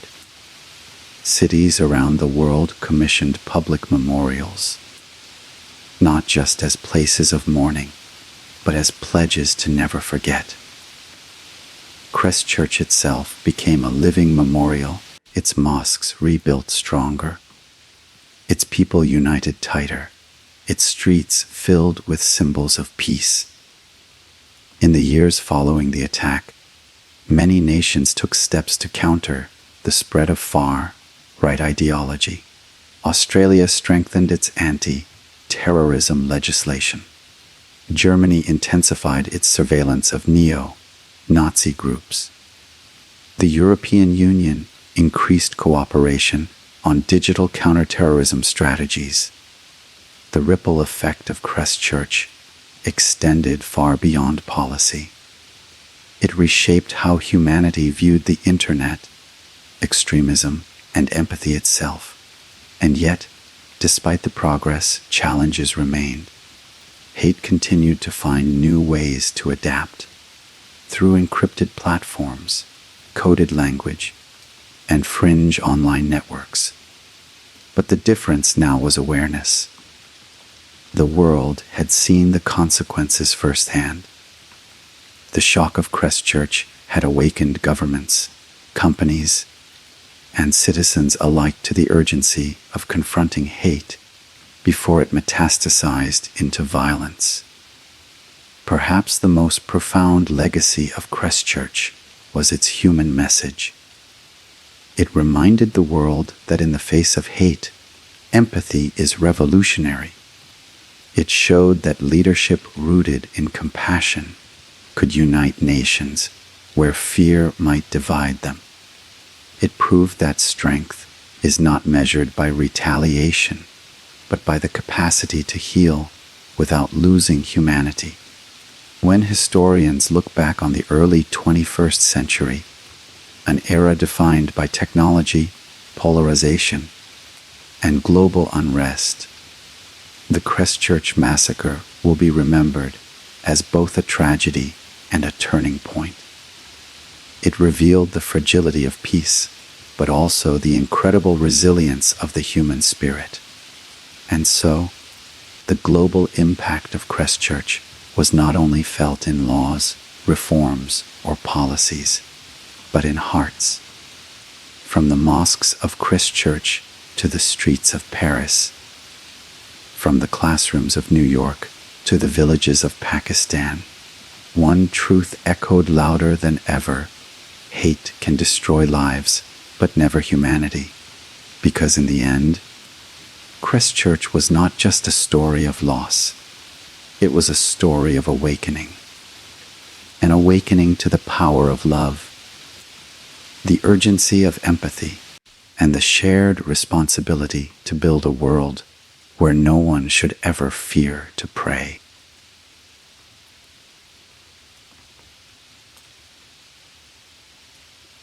When investigators first opened the file titled "The Great Replacement," they knew they were holding a roadmap, not just to the attack itself, but to the distorted mind that had planned it. This 74-page document, written by Brenton Harrison Tarrant and uploaded online moments before the Christchurch Massacre, was more than a confession. It was a declaration of hate, an ideological justification for mass murder, and a chilling insight into how a man could transform his delusions into deadly conviction. The manifesto was named after a conspiracy theory known as the Great Replacement, a term coined by a French far-right writer, Renaud Camus, who falsely claimed that white Europeans were being replaced by non-white immigrants and Muslims through immigration and population growth. This idea, though baseless, had taken root in online extremist circles around the world. It portrayed multiculturalism not as progress, but as an existential threat. A slow, quiet genocide of Western identity. Tarrant absorbed this theory and made it his personal gospel. In his manifesto, Tarrant wrote with disturbing calmness, framing his planned act of terror as a defensive strike. He positioned himself as a soldier in a self-declared war, using the language of heroism to justify mass murder. He spoke of protecting his people and avenging supposed wrongs, turning prejudice into mission. It was not the rant of a madman. It was the calculated rhetoric of someone who had learned how to weaponize ideology. But what was most disturbing about the manifesto was not just what it said. It was how it said it. Tarrant wrote in a tone that mimicked internet culture, blending dark humor, memes, and sarcasm with deadly seriousness. It was written to go viral, to appeal to the online communities that had shaped his worldview. He knew his audience. He knew that in the digital age, terror was not only committed with bullets, but with content. His words were crafted for sharing, for headlines, for immortality in extremist forums. Throughout the document, he referenced other far-right terrorists, treating them as martyrs and inspirations. He praised Anders Breivik, the Norwegian extremist who killed 77 people in 2011, and Dylan Roof, who murdered 9 black churchgoers in South Carolina. He saw himself as the next chapter in their story, part of a global movement united by hatred of immigrants, Muslims, and diversity itself. The manifesto even included Q&A style sections, written as if he were being interviewed by his future followers. He anticipated their questions. Why did he attack? Why Muslims? Why now? His answers were chillingly straightforward. He wanted to spark fear, to inspire imitation, to ignite a race war. The document also revealed how Tarrant's radicalization had evolved. It was not born overnight, but cultivated over years of isolation and indoctrination. He spent endless hours in online echo chambers, consuming propaganda that dehumanized minorities and glorified violence. In these digital spaces, message boards like 8chan, 4chan, and fringe forums, extremist ideologies were disguised as entertainment. Hatred became humor. Conspiracy became community. And in that toxic culture, Tarrant found validation for his growing resentment. His manifesto also exposed the strategic nature of modern terrorism. Unlike traditional terrorist organizations, Tarrant was a lone actor, self-taught, self-funded, self-motivated, yet his thinking was global. He understood that in an interconnected world, one act of violence could resonate across continents. He deliberately used the internet as both a weapon and a stage. By streaming his massacre, he turned terror into media, merging ideology with spectacle. His manifesto was the script, the attack, the performance. Investigators later noted how the document was meticulously timed. Tarrant uploaded it to multiple platforms minutes before the shooting, ensuring it would spread even as the attack unfolded. Copies were emailed to politicians and journalists worldwide. Within hours, it had been downloaded thousands of times. Governments and tech companies raced to remove it, but by then, it had already embedded itself into extremist archives. A digital disease that could never be fully erased. For law enforcement and counterterrorism experts, the manifesto became a case study in radicalization mechanics. It illustrated how online extremism no longer required face-to-face recruitment or traditional organizations. The internet itself had become the recruiter. Algorithms, forums, and social media groups created self-reinforcing bubbles of hate. Tarrant's writings were not unique in content, but in their format. They were engineered for virality, built to thrive in the attention economy. The manifesto also offered disturbing clues about his worldview beyond race. Tarrant expressed admiration for authoritarian regimes, hostility toward democracy, and disdain for feminism and globalization. He described himself as eco-fascist, claiming to defend the planet from overpopulation, another twisted justification for genocide. In his mind, killing Muslims was an act of environmental preservation. It was a grotesque distortion of legitimate global concerns, revealing how extremist thought can hijack even noble causes. Psychologists who studied the document noted patterns of narcissism, detachment, and moral absolutism. Tarrant viewed himself not as a person, but as a historical figure, someone destined to be remembered. His manifesto was his monument. Every word, every sentence was written to immortalize his hatred. In that sense, it was less about belief and more about legacy. He wanted to be feared, to be studied, to be known.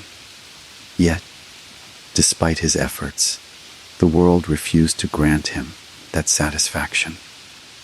When the manifesto circulated online, many media outlets chose not to quote it directly, not to amplify his message. Instead, journalists focused on the victims, their families, and their resilience. Tarrant's attempt to spread his ideology through notoriety was met with silence. He wanted to be a symbol. Instead, he became a warning. Over time, the manifesto has become a key piece of evidence in understanding how online radicalization operates. It is now studied by counterterrorism units, psychologists, and scholars as a grim blueprint of the lone wolf terrorist mindset.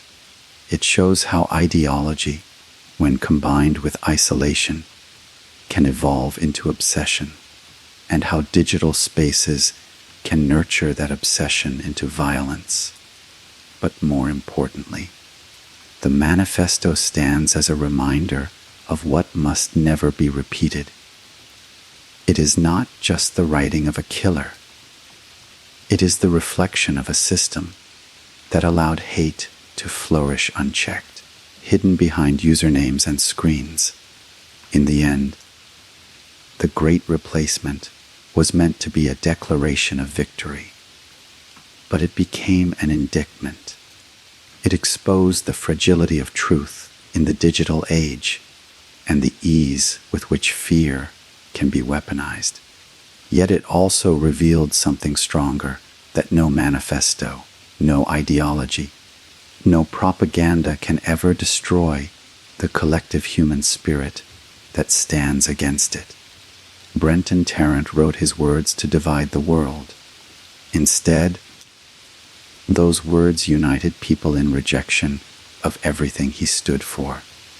His manifesto will not define Christchurch. The victims, their families, and the compassion that followed will, because the final chapter of hate is not hate itself. It is the world's refusal to repeat it. In the 21st century, the internet has become more than just a tool for communication. It has become a battlefield of ideas, ideologies, and identities. It connects billions, transcending borders and time zones. But beneath its surface, in the dark corners of forums, chat rooms, and encrypted networks, something far more sinister thrives: radicalization. It is here, in the endless scroll of memes, manifestos, and digital propaganda, that modern extremists are born, shaped, and unleashed. Brenton Tarrant was one of them. Before the world ever knew his name, he lived in this virtual underground. He wasn't recruited in a mosque, a prison, or a back alley meeting. He was recruited online. His radicalization didn't come through face-to-face indoctrination, but through digital immersion. Over years, the internet became his mentor, his echo chamber, and eventually his weapon. To understand how a man could transform from an ordinary traveler to one of the deadliest mass murderers in modern times, we must understand the mechanics of online radicalization. It begins subtly: a click, a comment, a post. Platforms like YouTube, Reddit, or Twitter use algorithms designed to keep users engaged. When someone watches or interacts with content that has strong emotional or political tones, the system recommends more of it. This creates a loop, one that reinforces biases and slowly narrows the viewer's worldview. Tarrant spent hours on far-right forums such as 8chan, 4chan, and Reddit's extremist sub-communities, where conspiracy theories were treated as truth and violence as dark humor. These spaces were filled with anger, resentment, and mockery, a culture where hate was disguised as irony. Memes mocked diversity, slurs became jokes, and in this sea of sarcasm, genuine hatred found camouflage. Users competed for attention through shock value, posting content that blurred the line between humor and hate. For someone like Tarrant, socially isolated, seeking purpose, these forums offered belonging. They gave him a digital identity, a tribe of like-minded voices who echoed his frustrations. Each comment thread, each shared post, acted as validation. In time, what began as curiosity turned into conviction. The internet didn't just feed his hate, it normalized it. As researchers later discovered, Tarrant's radicalization was not unique. It was part of a growing pattern known as networked extremism. Instead of centralized terrorist organizations like Al-Qaeda or ISIS, the modern extremist operates within decentralized online networks, fluid, anonymous, and nearly impossible to dismantle. These networks thrive on constant content creation, videos, manifestos, games, and live streams, all designed to recruit, desensitize, and inspire. What makes this phenomenon particularly dangerous is its gamified nature. For many extremists, acts of terror are seen not as political statements, but as achievements. Kill counts, view counts, and media attention become points in a deadly game. Tarrant's live stream, horrifying as it was, mirrored this mindset. He treated mass murder like a live event, complete with a camera, a soundtrack, and a global audience. His goal was not just to kill, but to broadcast. Social media platforms, despite their best intentions, have often struggled to contain this new kind of threat. Algorithms that reward engagement inadvertently amplify extremist content. A single piece of hate speech, once uploaded, can be shared, mirrored, and re-uploaded thousands of times before it's removed. After the Christchurch attack, copies of Tarrant's video and manifesto spread faster than content moderators could delete them. Within 24 hours, Facebook reported removing over 1.5 million videos of the shooting. Yet fragments continued to surface across the internet. This raised a painful question. How do we balance freedom of speech with the need to prevent hate from spreading? The Christchurch attack forced tech giants to confront this dilemma head-on. Under mounting global pressure, companies like Facebook, YouTube, and Twitter introduced stricter moderation policies, faster AI-driven content removal systems, and international collaborations such as the Christchurch Call, an initiative led by New Zealand Prime Minister Jacinda Ardern and French President Emmanuel Macron. Its mission was clear: eliminate terrorist and extremist content online, while protecting open dialogue. But technology alone couldn't solve the problem. The real challenge lay in the culture that breeds extremism. The endless digital communities where hate is repackaged as patriotism, rebellion, or truth-telling. In those corners of the web, extremists portray themselves as victims of censorship, as heroes fighting against a corrupt system. Tarrant embraced this narrative wholeheartedly. He saw himself as a soldier in a digital crusade, not silenced by society, but elevated by defiance. Online radicalization also blurs the lines between ideology and entertainment. Platforms like YouTube have become arenas where political commentators, conspiracy theorists, and self-proclaimed truth seekers compete for attention. Some of these voices don't explicitly advocate violence, but sow distrust, fear, and polarization. Over time, this steady exposure to outrage and division can radicalize ordinary viewers, inch by inch, without them even realizing it. What makes digital extremism so resilient is its adaptability. Every time a platform bans a group or removes content, new spaces emerge. Encrypted messaging apps like Telegram, private servers on Discord, or decentralized networks like Gab and Parler. Here, extremists can organize freely, recruit new members, and share propaganda without oversight. They use coded language, symbols, and humor to evade detection. It's a cat and mouse game between those spreading hate and those trying to stop it. Tarrant understood this system intimately. Before the Christchurch attack, he tested online responses, posted cryptic messages on forums, and even teased his plans. His posts on 8chan Hours before the shooting included links to his manifesto and a promise to do something important. Other users responded not with alarm, but with encouragement, cheering him on, treating his intentions as part of the dark theater that the internet had become. This virtual validation fueled his final act. The internet had become his army, his audience, and his accomplice.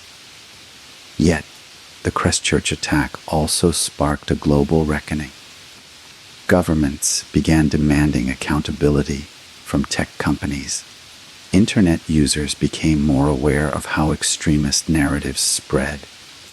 Educators, psychologists, and counterterrorism experts started developing programs to detect early signs of online radicalization, especially among young men who felt alienated or disillusioned.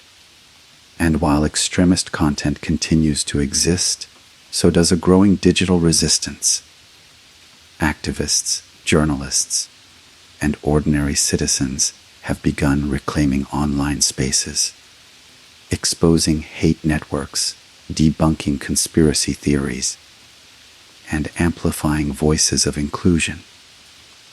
The same internet that birthed radicalization is now being used to fight it. The digital battlefield is far from over. It's not fought with guns or tanks, but with algorithms, words, and ideas. Every post, every click, every share contributes to the outcome. And in this war, awareness is the strongest weapon.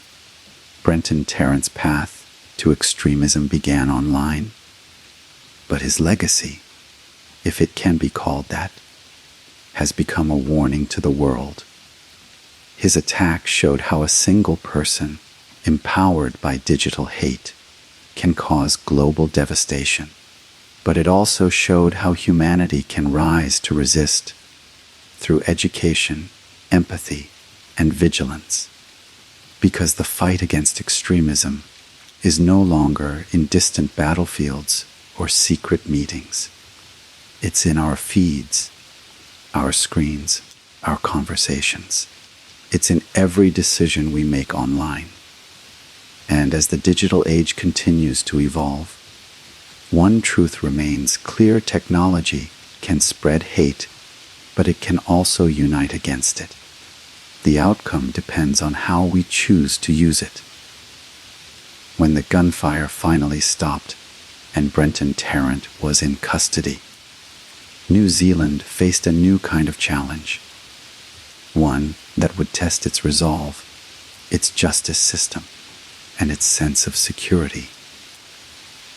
The immediate horror of the Christchurch Mosque attacks had ended, but the investigation was only beginning. What followed was one of the most complex, intense, and emotionally charged criminal investigations in New Zealand's history. The arrest itself was remarkably swift.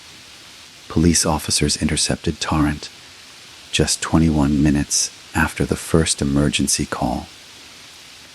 Dashcam footage from their patrol car would later show them forcing his vehicle off the road, pulling him out, and arresting him without hesitation.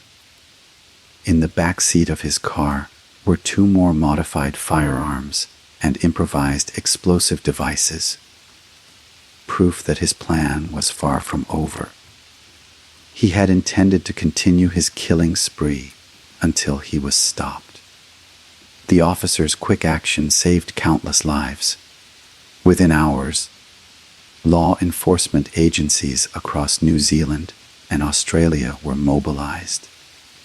The New Zealand Police National Headquarters became the nerve center of the operation, while the Special Tactics Group and the Armed Offenders Squad secured both mosque sites.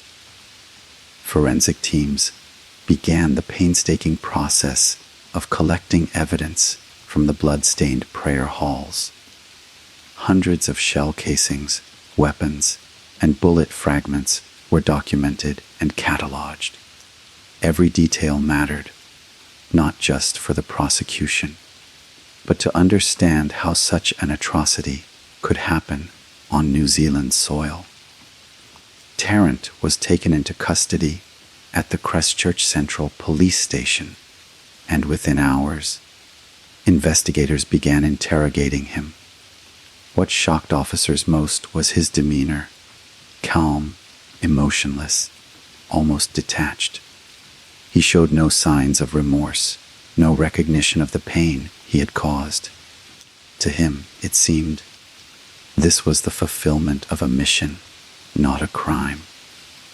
Detectives soon discovered that his actions were meticulously planned, his logistics precise. From his travel routes to his weapon markings, nothing was left to chance. The investigation quickly expanded internationally. Since Tarrant was an Australian citizen, the Australian Federal Police, AFP, launched parallel inquiries. They searched his family home in Grafton, New South Wales, seizing computers, hard drives, and documents. They discovered that he had spent years traveling abroad. visiting countries across Europe, Asia, and the Middle East, and that these trips may have shaped his worldview. Authorities worked with Interpol to trace his movements and determine whether he had met with any extremist groups or individuals. At the same time, cyber forensics teams began analyzing his digital footprint. They traced his online posts leading up to the attack, messages on 8chan, his emails to political offices, and his social media activity. They recovered the manifesto he had sent minutes before the attack and confirmed that he had uploaded it to multiple platforms simultaneously. His online behavior revealed a chilling combination of patience and intent. This was not a spontaneous act of violence, but a premeditated performance. New Zealand's digital forensics unit faced a monumental task, not only removing the video of the attack from the internet, but also preserving it as evidence. The live stream had spread to countless platforms before it could be contained. Every upload, comment, and share became part of the case record. Investigators also examined his weapons, 5 firearms, all legally purchased and modified. This discovery shocked the nation. New Zealand's gun laws, once considered sufficient, were suddenly revealed to have dangerous loopholes. In the days following the attack, Prime Minister Jacinda Ardern and Police Commissioner Mike Bush held daily briefings, promising transparency while urging patience. The victims' families needed answers, and so did the country. How could someone acquire so many weapons, plan such a massacre, and go unnoticed?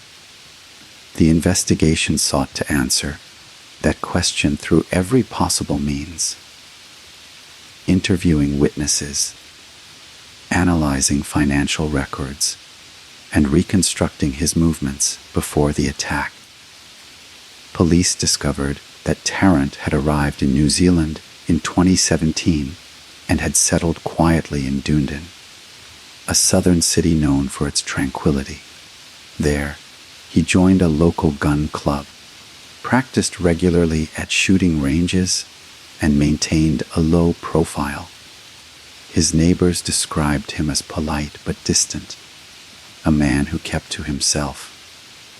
He had no criminal record, no visible connections to extremist organizations, and no red flags in official databases. He had, in essence, weaponized anonymity. Investigators traced how he obtained his firearms. All had been purchased legally through licensed dealers. The real issue wasn't the guns themselves.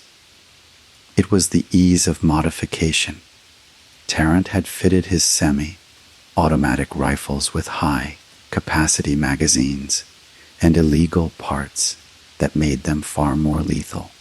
He had even etched racist slogans and names of past extremists onto his weapons, inscriptions like Vienna 1683 and For Rotherham, references to historical battles and conspiracy theories that fueled his ideology.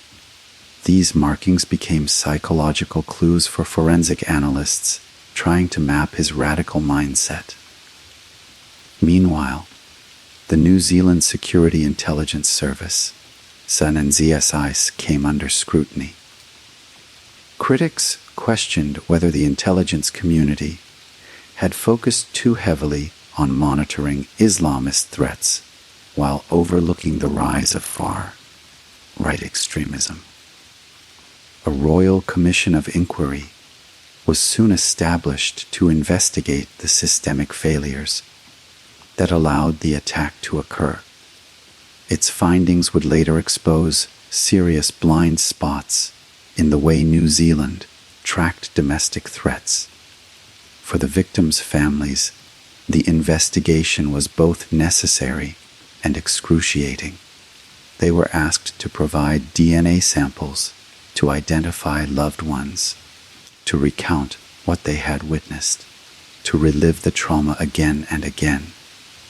Yet, through their pain, they cooperated fully, determined that justice must be done.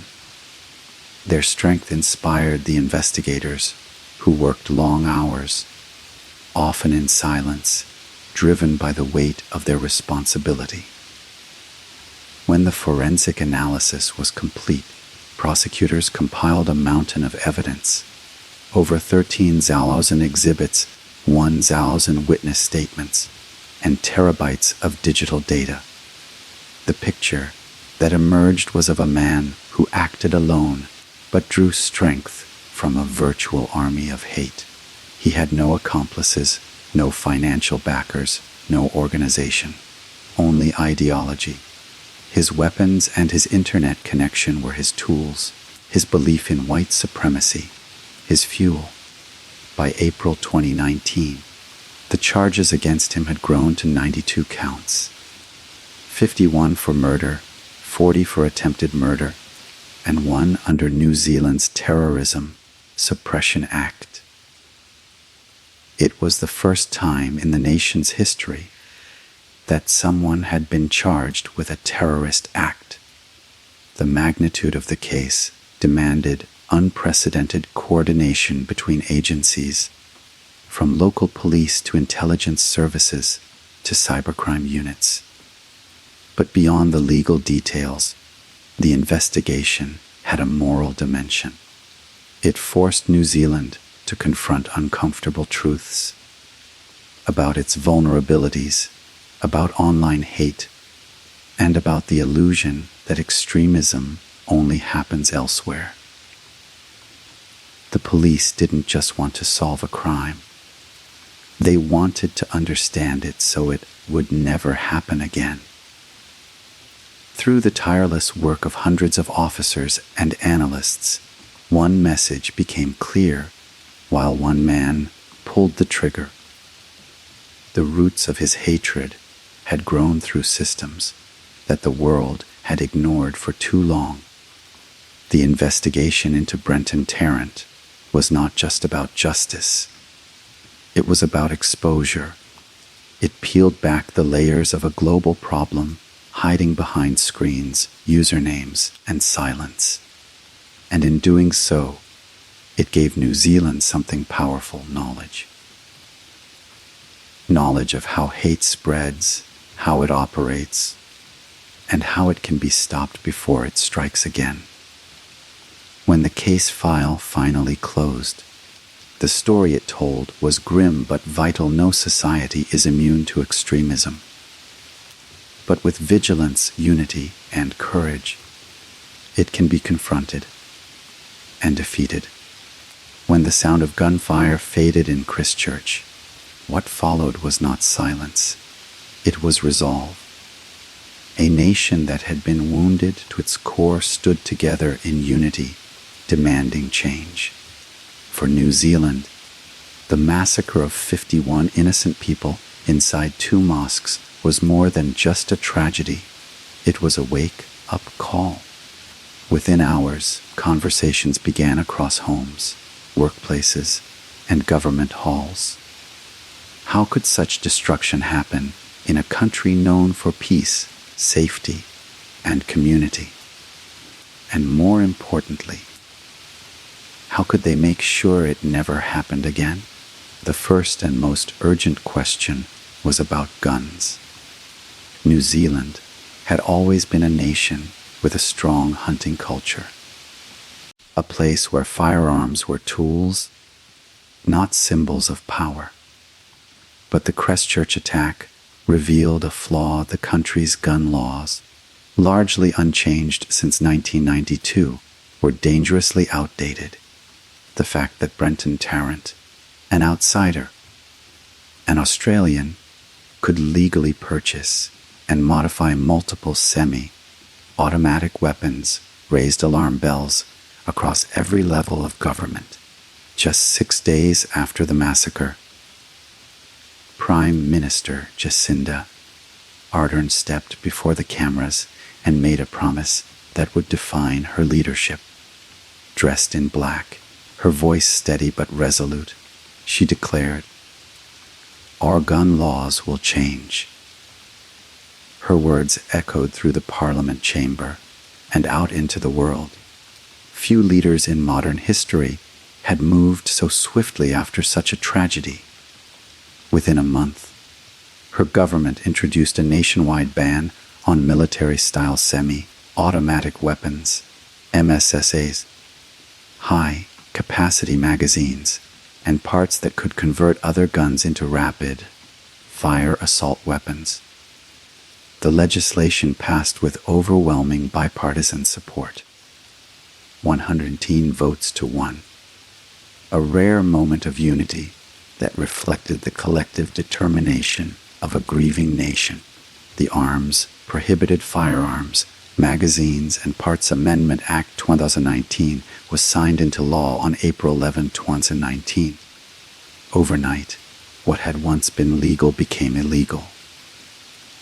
The government launched a gun buyback program, encouraging owners to surrender banned firearms in exchange for compensation.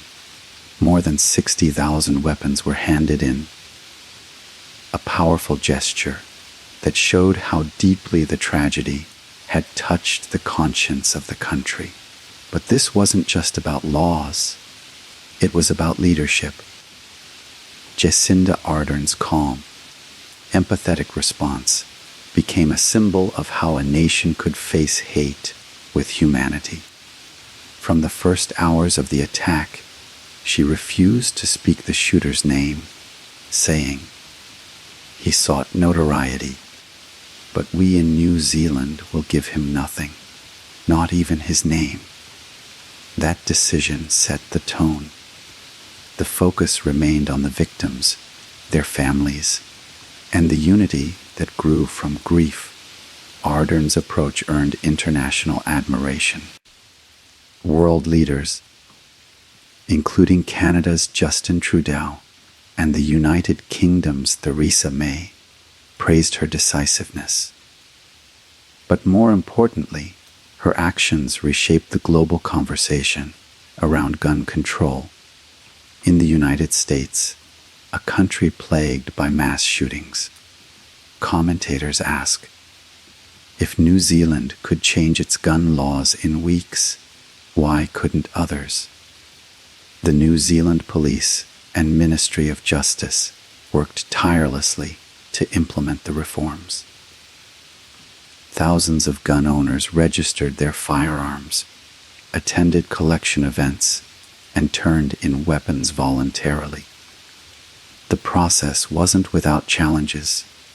Some gun groups opposed the ban, arguing it unfairly punished responsible owners. Yet the majority of citizens understood that safety had to come first. As one Christchurch survivor said during a televised interview, "No one needs a weapon that can kill dozens in minutes. If this saves one life, it's worth it." Beyond gun reform, the government also began a broader review of national security and counter-terrorism measures. The Royal Commission of Inquiry into the attack on Christchurch mosques was established to uncover what had gone wrong. Whether the intelligence services had missed warning signs, and how authorities could prevent future attacks. When the report was released in 2020, it concluded that while Tarrant had acted alone, systemic weaknesses had allowed him to operate unnoticed. The Commission recommended better information sharing, stronger firearm licensing checks, and increased monitoring of online extremism. Ardern's administration accepted all recommendations in principle and moved swiftly to implement them. The government announced investments in mental health support For survivors, improved hate, crime reporting mechanisms, and community outreach programs to strengthen social cohesion. One of the most significant outcomes was the Christchurch Call to Action, a global initiative launched by Jacinda Ardern and French President Emmanuel Macron in May 2019. Its goal was ambitious yet clear: to eliminate terrorist and extremist content online. Representatives from tech giants like Facebook, Twitter, YouTube, and Microsoft joined the call, pledging to develop better detection systems and faster content removal. The initiative signaled a new era of accountability, not just for individuals, but for platforms that had become breeding grounds for hate. Ardern's leadership style throughout this period was deeply personal. She wore a black hijab while meeting with victims' families, a gesture of solidarity that resonated around the world. She attended funerals, embraced grieving parents, and spoke not as a politician, but as a fellow human being. Her words, "They are us," became the emotional backbone of a nation's healing. The political response was not without criticism. Some argued that the government's actions were too fast, that due process was sacrificed in the name of symbolism. Others feared that stricter gun laws might criminalize rural communities who relied on firearms for legitimate purposes. Yet, even critics acknowledged that the speed and unity of New Zealand's response stood in stark contrast to the paralysis often seen in other nations after similar tragedies. Economically, the gun buyback program cost the government more than $100 million, but the moral cost of inaction would have been far greater. Each weapon surrendered represented a silent promise that such violence would never be allowed to repeat. In the months that followed, the reforms began to reshape New Zealand's image on the global stage.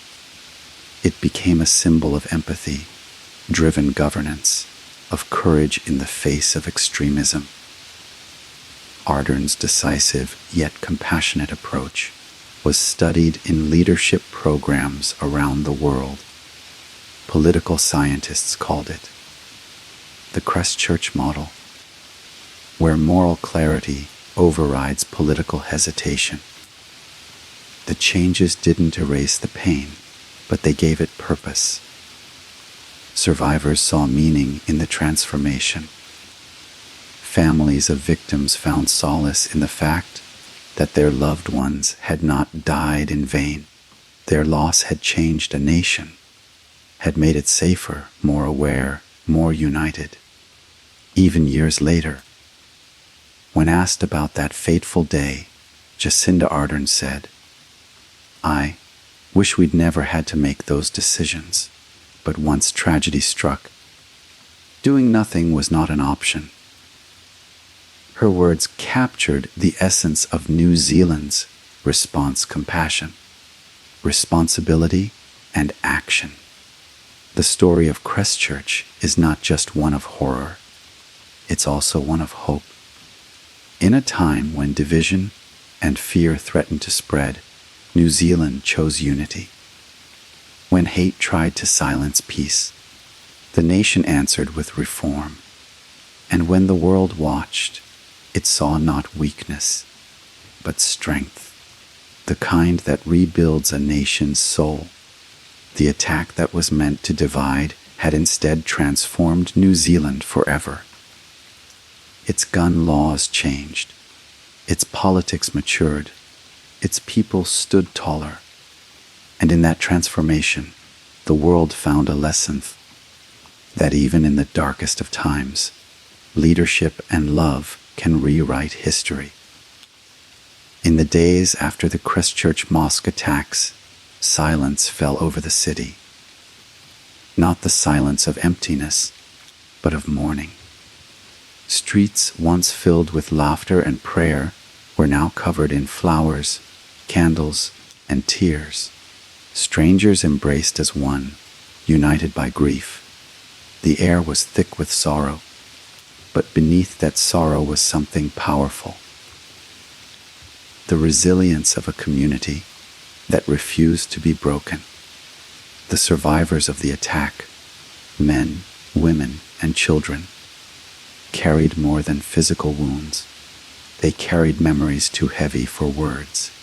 Yet, one by one, their voices began to rise, not in anger, but in faith, not in revenge, but in love.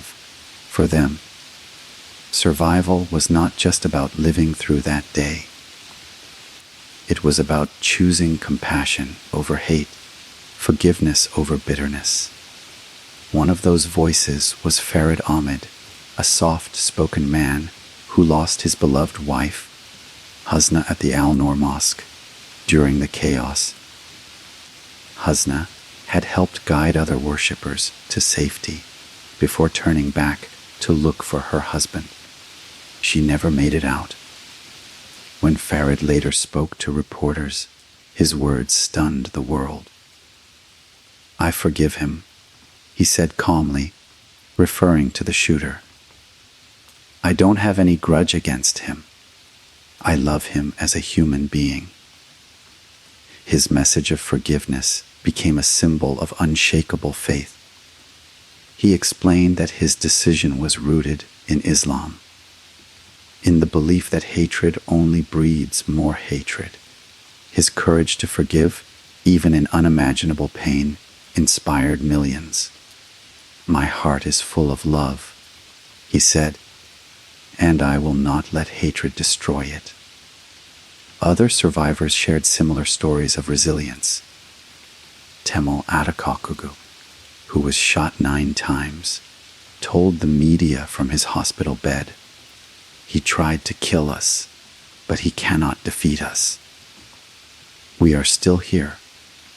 His determination echoed through the walls of the hospital, where victims were being treated side by side, regardless of nationality or background.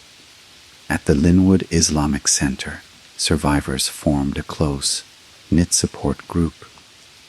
They visited each other, cooked meals, prayed together, and attended therapy sessions organized by local organizations. The Canterbury Muslim Association and volunteers from across the city offered comfort, counseling, and cultural sensitivity training to first responders who had witnessed the aftermath.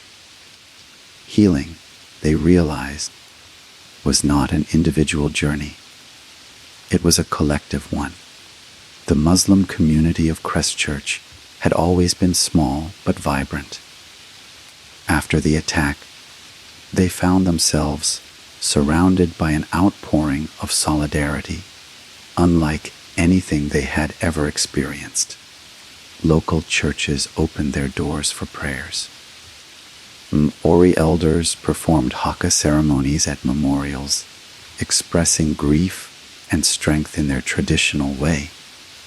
Schools held moments of silence. Thousands of non-Muslim women wore headscarves in solidarity, an act that brought tears to the eyes of many Muslim women who had once felt invisible. Prime Minister Jacinda Ardern's empathy also became a cornerstone of healing. She stood with survivors, held their hands, and listened, not as a politician, but as a human being. When she wore a black scarf to meet families of victims, it wasn't for show, it was respect. It told the community, "You are not alone." In the weeks that followed, vigils were held across New Zealand. At Hagley Park, across from the Noor Mosque, over 20,000 people gathered for a national prayer service.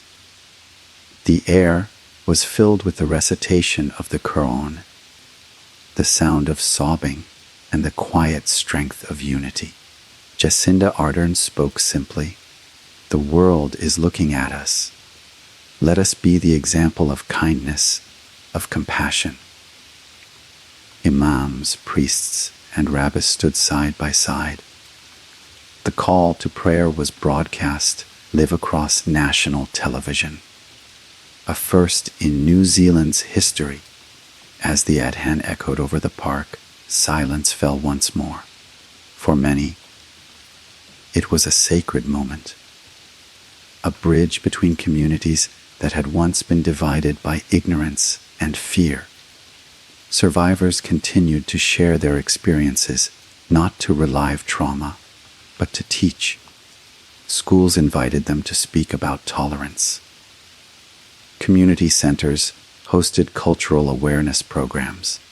The stories of the fallen became lessons of strength. One survivor, Abdul Aziz, who had confronted the gunmen at the Linwood Mosque, armed only with a credit card reader, said, "We can't let fear rule us. We have to live. We have to love." His bravery during the attack, chasing the shooter away and saving dozens of lives, made him a hero in the eyes of many. Over time, healing took many forms. For some, it came through prayer. For others, through activism. The Christchurch Foundation, established to support victims and families, provided scholarships, counseling, and financial aid. Mental health professionals from around the world volunteered to assist, offering therapy to those struggling with post-traumatic stress. Art also became a form of healing. Local artists painted murals honoring the victims. Poets wrote verses about unity and loss. Musicians composed songs of remembrance. The walls of Christchurch began to speak, not of tragedy, but of hope. One particularly moving project was the 51 Levs Memorial Exhibit, where portraits of each victim were displayed alongside stories from their families. Visitors wept as they learned who these people were. Fathers, mothers, children, refugees, students, teachers. The exhibit reminded everyone that this was not just a story of death, but of life. Lives full of dreams, laughter, and love. Faith remained the guiding light for many. Friday prayers resumed just weeks after the attack. At first, people were afraid, but when they entered the mosques and saw the crowds, Muslims and non-Muslims standing together, fear gave way to courage. One imam said during his sermon, "We are not victims of hate, we are ambassadors of peace." Slowly, the community began to rebuild. New security measures were installed, but more importantly, new relationships were forged. Friendships grew between people who had once been strangers. Non-Muslim neighbors visited mosques regularly, helping with cleaning, gardening, or just sharing tea. What had begun as an act of terror had somehow sparked a movement of compassion that reached far beyond New Zealand's shores. Internationally, messages poured in from across the world, from survivors of other tragedies, from Muslim communities in Europe and Asia, and from ordinary people moved by the strength of the Christchurch families. Donations, letters, and prayers arrived daily. The world was grieving with Christchurch, but also learning from it. Years later, many survivors continued to carry their pain, but they also carried purpose. Some became advocates for peace, traveling abroad to speak against hatred. Others dedicated their lives to charity work or education. Farid Ahmed, the man who forgave his wife's killer, wrote a book titled Husna's Story, My Wife, the Hero, turning personal grief into a message of forgiveness that continues to inspire. The healing of Christchurch was not immediate. It was slow, uneven, and ongoing, but it was real, and it showed the world that even in the face of evil, humanity could rise higher. The survivors of the Christchurch massacre did not just rebuild their lives. They rebuilt the soul of a nation.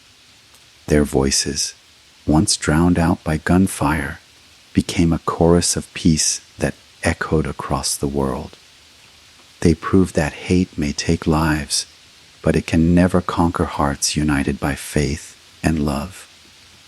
In the end, the true legacy of Christchurch was not the man who tried to destroy it, but the people who refused to let him succeed. When the dust of tragedy finally began to settle, a new chapter began in New Zealand's journey, the quest for justice. For months after the Christchurch Mosque attacks, the country prepared for one of the most significant legal proceedings in its history. It would not only determine the fate of the perpetrator, but also test the strength of a justice system built on fairness, dignity, and compassion, even for those who had shown none. From the moment the shooter was arrested, New Zealand's authorities treated the case with extraordinary care. Every detail was documented, every piece of evidence preserved. The country had never before faced a mass murder of this scale. For the families of 51 victims, justice was not just about punishment. It was about recognition. They wanted the world to hear their pain, their courage, and their humanity. In April 2019, the attacker made his first court appearance. The image of him, handcuffed, dressed in a white prison suit, smirking as cameras clicked, burned into public memory. But even in that moment, New Zealand refused to let him dominate the narrative. The court did not utter his name aloud, following the plea of Prime Minister Jacinda Ardern. He will be nameless. She insisted that history remember the victims, not the man who took their lives. As the investigation unfolded, the evidence against him was overwhelming. The weapons, the live stream footage, the manifesto, the witness testimonies, all painted a clear picture of premeditation and ideological hate. But when the trial date was set for 2020, the world held its breath. Would he show remorse? Would he use the courtroom as a platform for propaganda? To the shock of many, in March 2020, 1 year after the massacre, he pleaded guilty to all charges, 51 counts of murder, 40 of attempted murder, and 1 under New Zealand's Terrorism Suppression Act. There would be no drawn-out trial, no spectacle, no opportunity for him to spread his hate. The plea spared survivors the agony of reliving the horror in front of cameras, but it also left many wondering whether true justice could ever equal such loss. When sentencing began in August 2020, the courtroom became a place of testimony, healing, and power. Over 90 victim impact statements were read aloud across 4 intense days. Survivors and families faced the man who had tried to erase them, and they spoke with strength. Some wept, some trembled, some stood tall, their words piercing the silence. A father who had lost his son said, "You took away my heart, but you did not take my faith."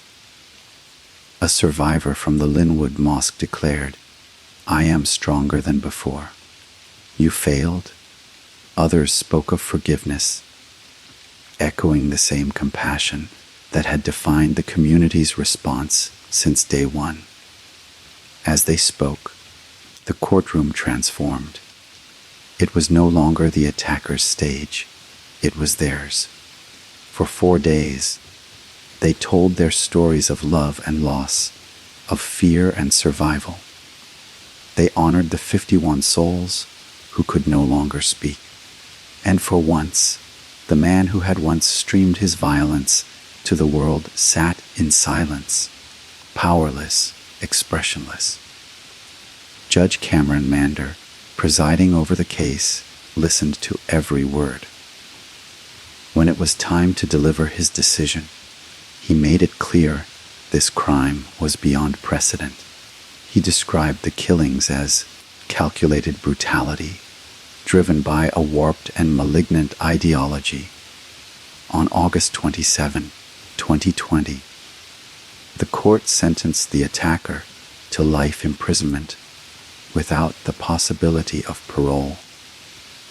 The first such sentence ever handed down in New Zealand's history. As the verdict was read, the courtroom exhaled. Some cried quietly, others clasped their hands in prayer. Outside, a crowd of hundreds gathered to support the victims, holding signs that read, "Kia, Kaha Christchurch, stay strong, Christchurch." For many, it was not celebration, but closure. The judge's words carried weight far beyond the courtroom. "Your crimes are so wicked," he said, "that even if you are detained until you die, it will not exhaust the requirements of justice." That statement symbolized New Zealand's stand: mercy for the innocent, but none for the merciless. Prime Minister Ardern later addressed the nation once more.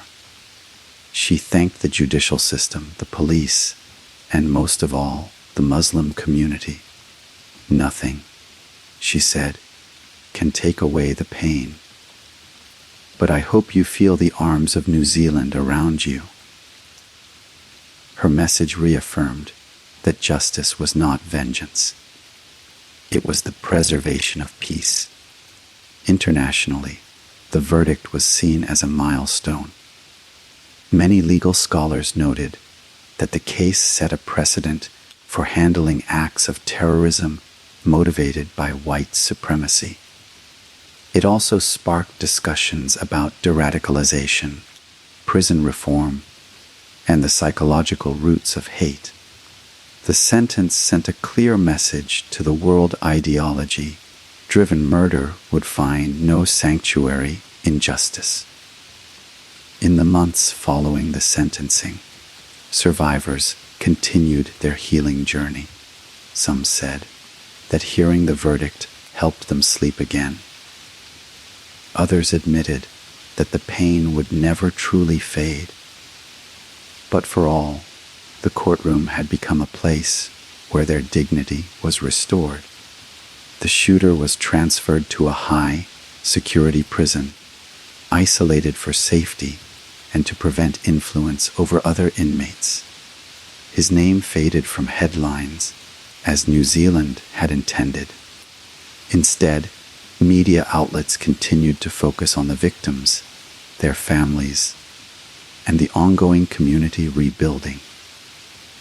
What made the Christchurch trial remarkable was not just its outcome, but its spirit. It was conducted with composure, empathy, and restraint. A reflection of New Zealand's deep commitment to justice rooted in humanity. The country had refused to mirror hate with hatred. Instead, it demonstrated that accountability could coexist with compassion. The trial's end marked not only the closure of a legal case, but also a turning point in global history. It showed that even in an age where extremist violence is broadcast like entertainment. The principles of fairness and decency still prevail. In the final analysis, justice was served not in the cold satisfaction of punishment, but in the reaffirmation of values that the attacker had sought to destroy diversity, tolerance, and peace. Christchurch did not seek revenge, it sought righteousness. The court, the survivors, and the entire nation proved that justice could be delivered with dignity, that even the deepest wound can be met with unbreakable grace. For the world watching, the message was unmistakable: hate can wound, but it cannot win. The Christchurch Mosque attacks did not end in New Zealand. Their impact rippled across oceans, borders, and belief systems. What happened on March 15, 2019, was not just a national tragedy, it was a global awakening. The massacre forced governments, tech companies, and ordinary citizens to confront a chilling truth: that hate, when left unchecked, could evolve into global terrorism in the most unexpected places. The world watched as a small, peaceful country mourned with grace. It was not the violence itself that defined the legacy of Christchurch, but the response, the compassion, the unity, and the determination to make sure such horror would never be repeated. In the immediate aftermath, leaders from around the globe condemned the attack. Messages of solidarity poured in from presidents, prime ministers, and religious figures. The United Nations, the European Union, and countries as diverse as Indonesia, Turkey, Canada, and France expressed support for New Zealand and its Muslim community. Mosques worldwide held vigils. Churches and synagogues opened their doors to Muslims for prayer, and interfaith events multiplied overnight. One of the earliest and most profound global responses came from Prime Minister Jacinda Ardern's leadership. Her compassionate reaction became a symbol of humanity in leadership: firm, empathetic, and sincere. She refused to utter the shooter's name, ensuring the focus remained on the victims and their families. Her image, wearing a black scarf, embracing grieving families, tears in her eyes, became iconic, representing the kind of leadership the world desperately needed in times of hate. Her approach inspired movements around the world. Politicians, journalists, and educators praised her for redefining what political strength looks like, not in domination, but in empathy. Ardern's government immediately began implementing reforms that would have a lasting global influence. Within 6 days of the attack, New Zealand announced a nationwide ban on military-style semi-automatic weapons and assault rifles. The government introduced a gun buyback program, which led to the surrender of over 60,000 firearms. The speed and decisiveness of this reform stunned the world. A nation that valued hunting and sport shooting had prioritized human life above all. Other nations took notice. Leaders in Canada, Australia, and the United States reignited conversations about gun control. Though few acted with the same urgency, the example set by New Zealand became a benchmark.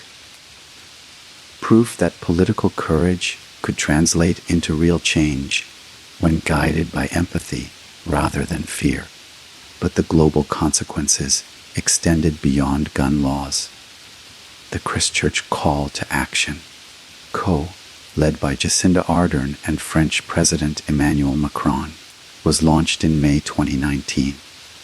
This international initiative aimed to eliminate terrorist and violent extremist content from social media platforms.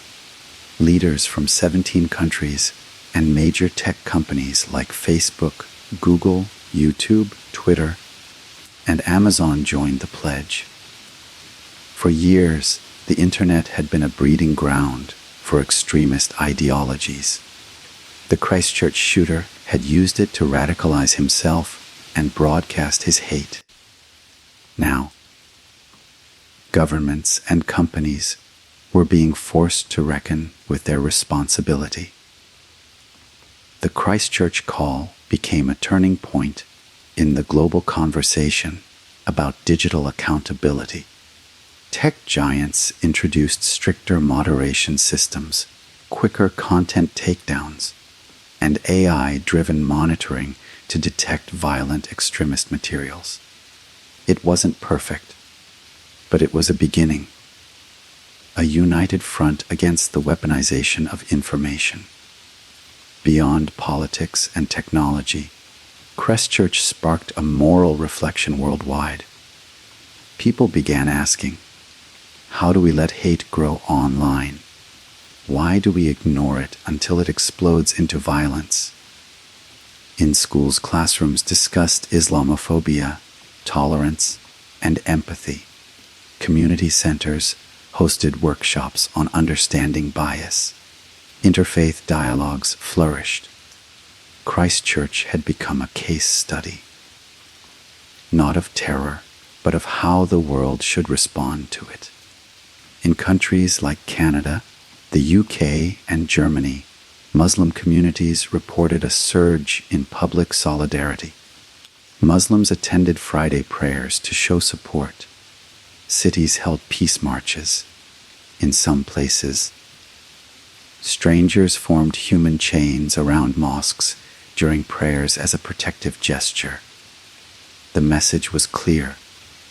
The world was rejecting the ideology of hate that had driven the attack.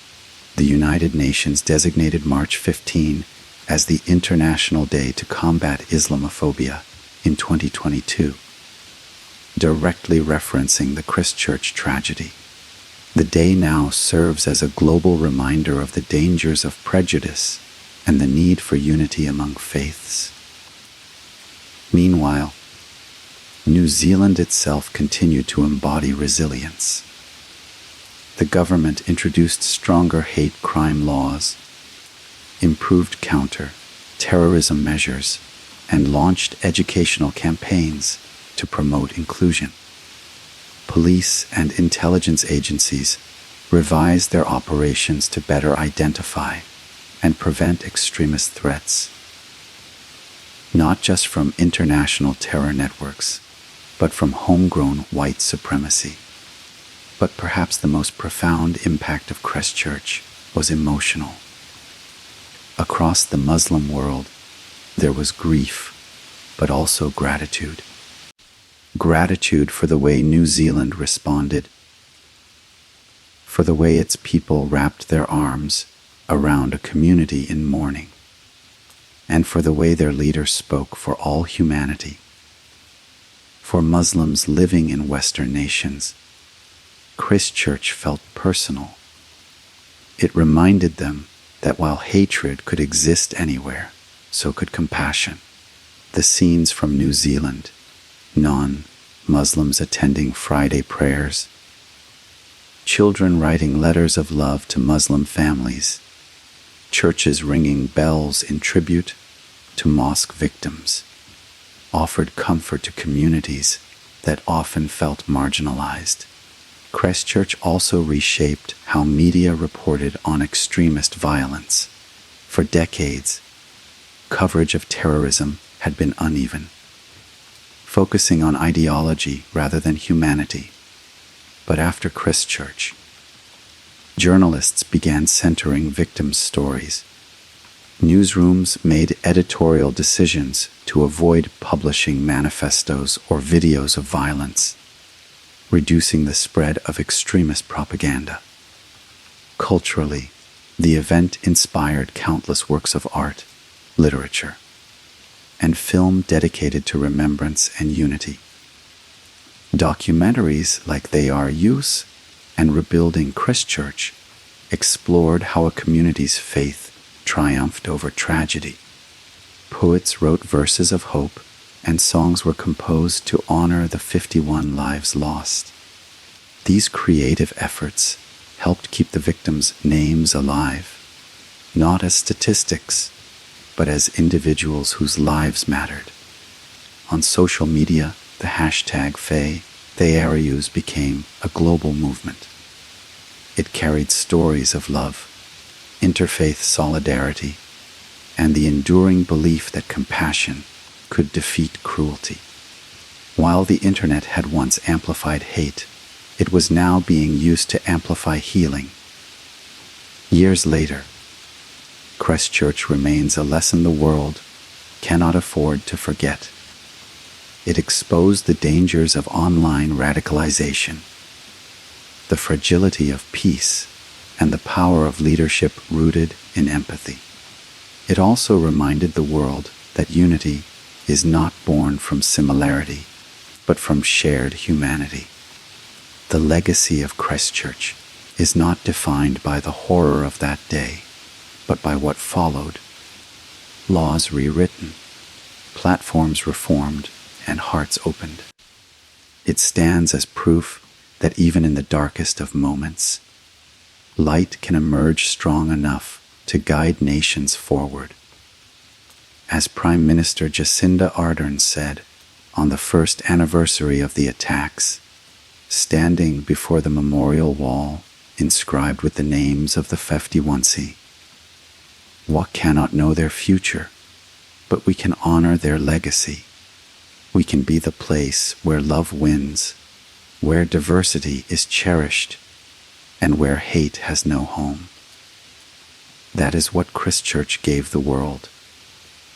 Not just a warning, but a promise that the response to hate will always be stronger than the act itself. In the digital age, hate no longer hides in shadows. It lives online, disguised as opinion, amplified through algorithms, and shared at the speed of light. The Christchurch Mosque attacks exposed a horrifying truth. The internet, once hailed as a tool for connection and knowledge, had become a breeding ground for radicalization. The gunman had not been radicalized in the streets or by underground groups. He had been shaped by a digital ecosystem that rewards outrage, division, and extremism. After the attack, investigators discovered that the perpetrator had spent years in online echo chambers, dark corners of the internet where hate speech thrived unchecked. He had joined extremist forums, engaged with racist ideologies, and consumed propaganda that distorted reality into a weapon.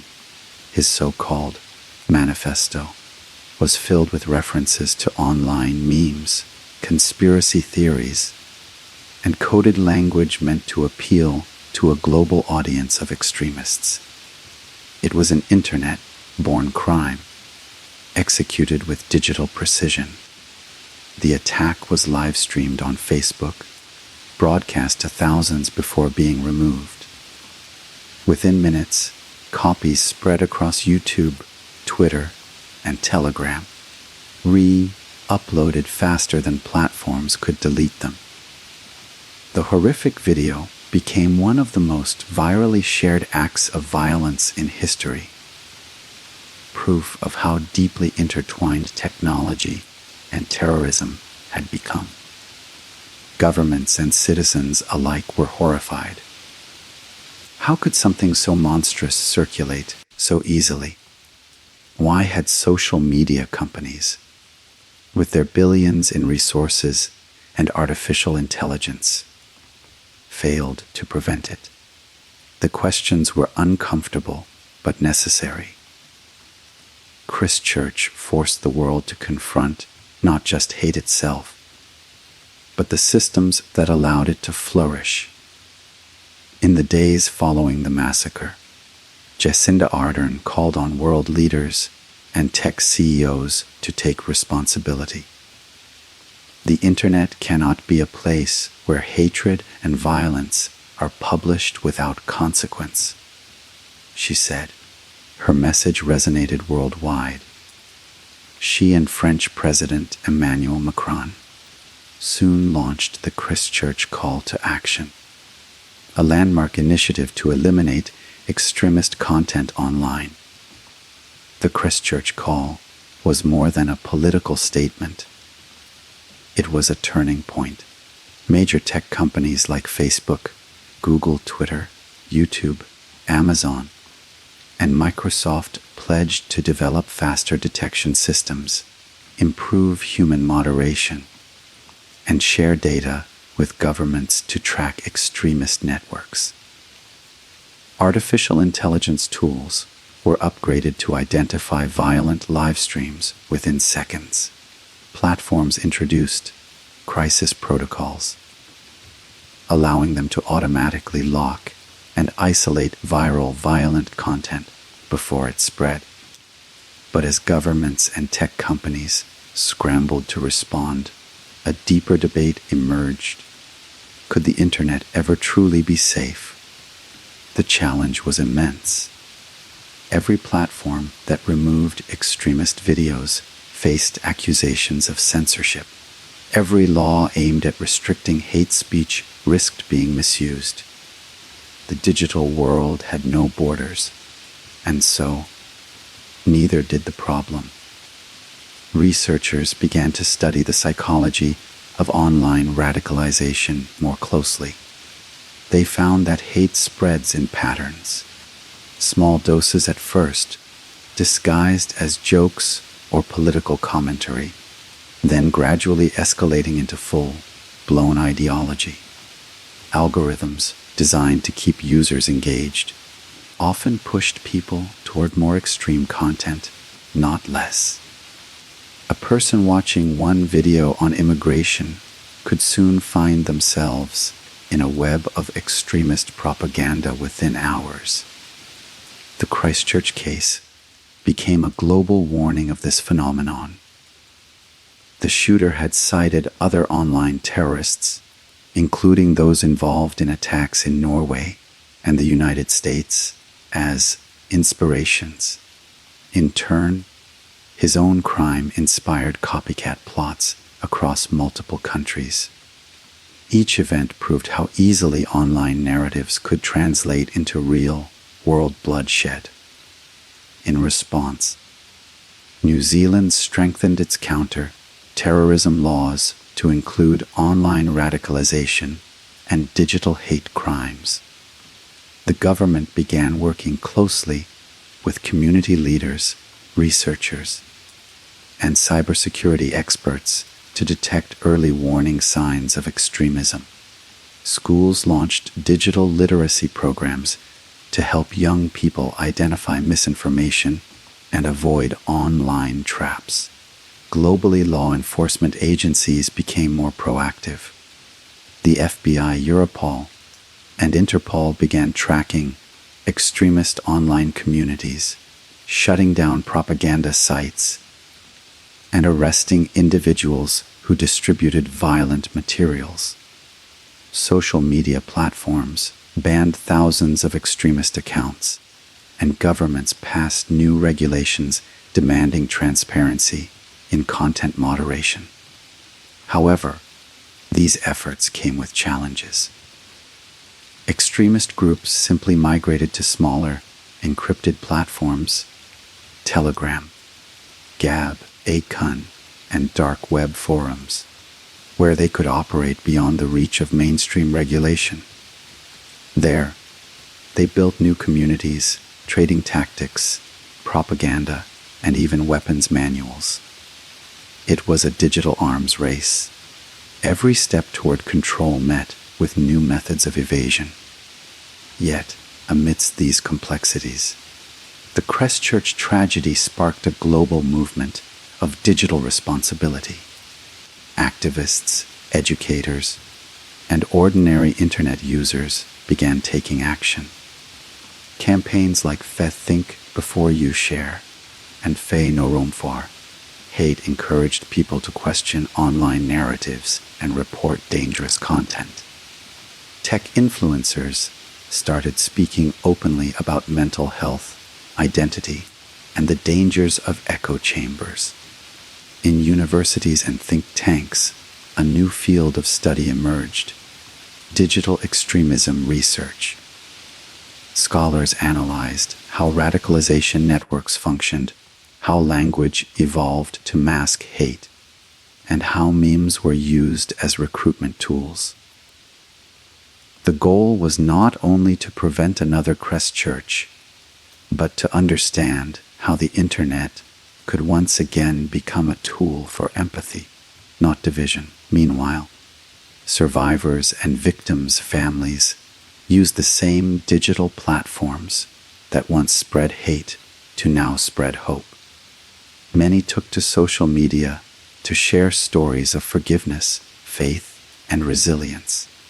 Videos of Christchurch imams speaking about peace went viral, gathering millions of views. Online memorials commemorated each victim, ensuring their names lived on longer than the attacker's ideology ever could. Even social media giants began to change. Facebook and YouTube introduced ethical design measures, pop-up warnings for violent searches, automatic redirection to mental health or de-radicalization resources, and partnerships with NGOs working to prevent online extremism. Though progress was slow, it was visible. The media, too, learned difficult lessons. In the past, the coverage of mass shooters had often focused on the perpetrators, their lives, their motivations, their manifestos. Christchurch changed that. New Zealand's media took a collective stand to focus on victims, not villains. The world followed. Many outlets adopted new ethical guidelines, refusing to publish manifestos, blurring violent imagery, and giving platforms to survivors instead of extremists. This transformation marked a quiet revolution in journalism, one that balanced the duty to inform with the responsibility to protect. Reporters began asking how their work could either amplify hate or dismantle it. The story of Christchurch became not just an example of tragedy, but a case study in ethical media conduct. Still, the fight against digital extremism continues. Hate, like a virus, adapts. It finds new forms, new languages, and new audiences. But so does hope. Every time a hateful message is challenged, every time someone chooses compassion over conspiracy, the internet becomes a little safer. Christchurch reminded the world that the digital space is not separate from reality.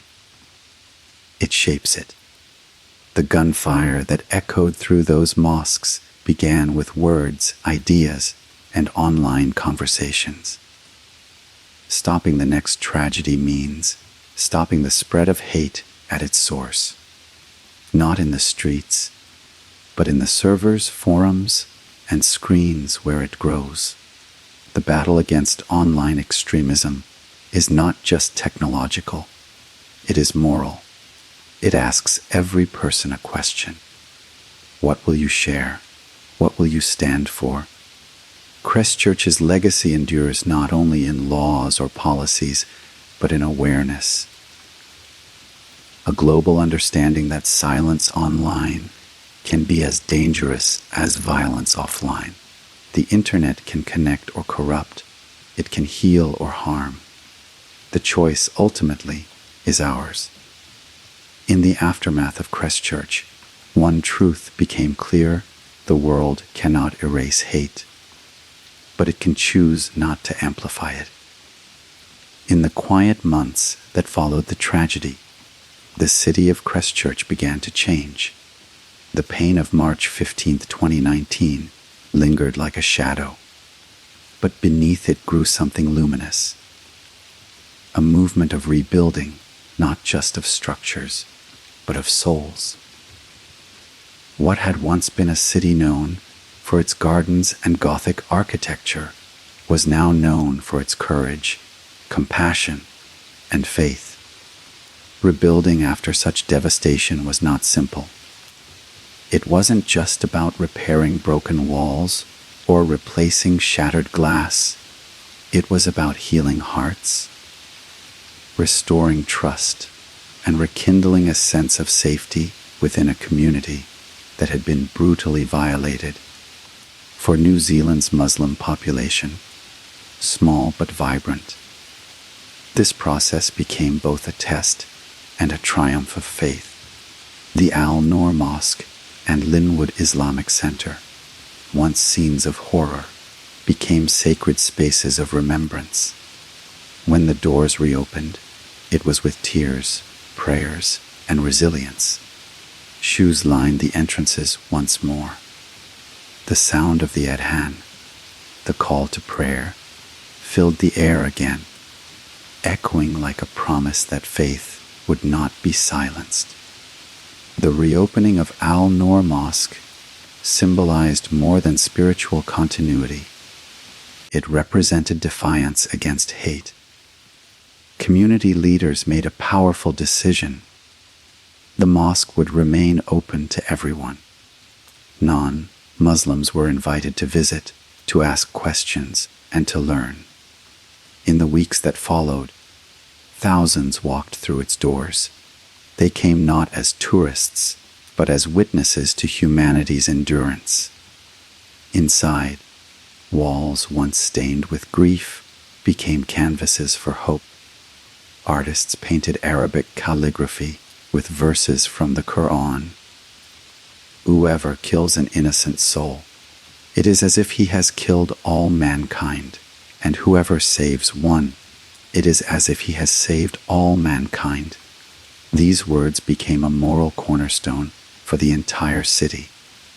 Faith, for many survivors, became the anchor that steadied them through trauma.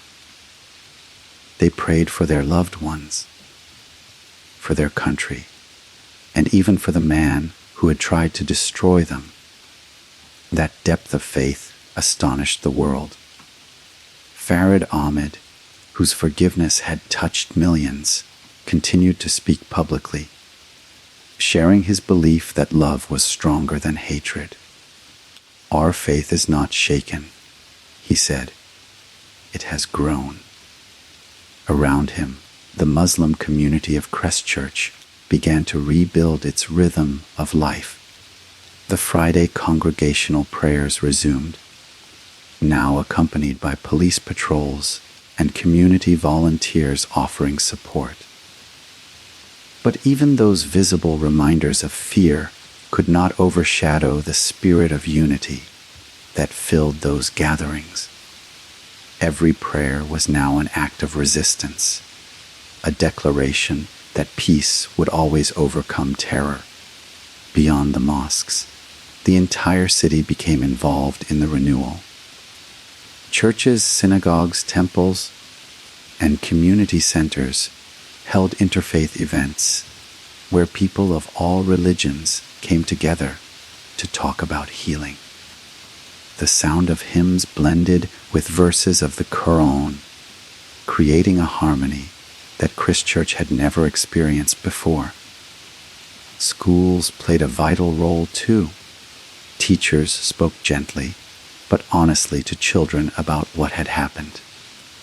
Instead of sowing fear, they sowed understanding. Students learned about Islam, not from textbooks, but from Muslim classmates and community leaders. Cultural days, open mosques, and storytelling sessions became part of school calendars, teaching empathy from an early age. Christchurch's universities also joined the movement. They organized research projects, on intercultural understanding, hate prevention, and trauma recovery. Counseling services were made available to both Muslim and non-Muslim students affected by the attacks. Many international students, once nervous about studying in a country that had faced such horror, found reassurance in the compassion they saw everywhere around them. In art, the renewal of faith found visual form. Murals depicting unity and peace appeared across the city. One, painted near Hagley Park, showed two hands, one holding a flower, the other extended in friendship beneath the words, "They are us." Another mural, painted by local Maori and Muslim artists together, intertwined Islamic geometric patterns with traditional Maori symbols of protection and peace. Music, too, became a language of healing.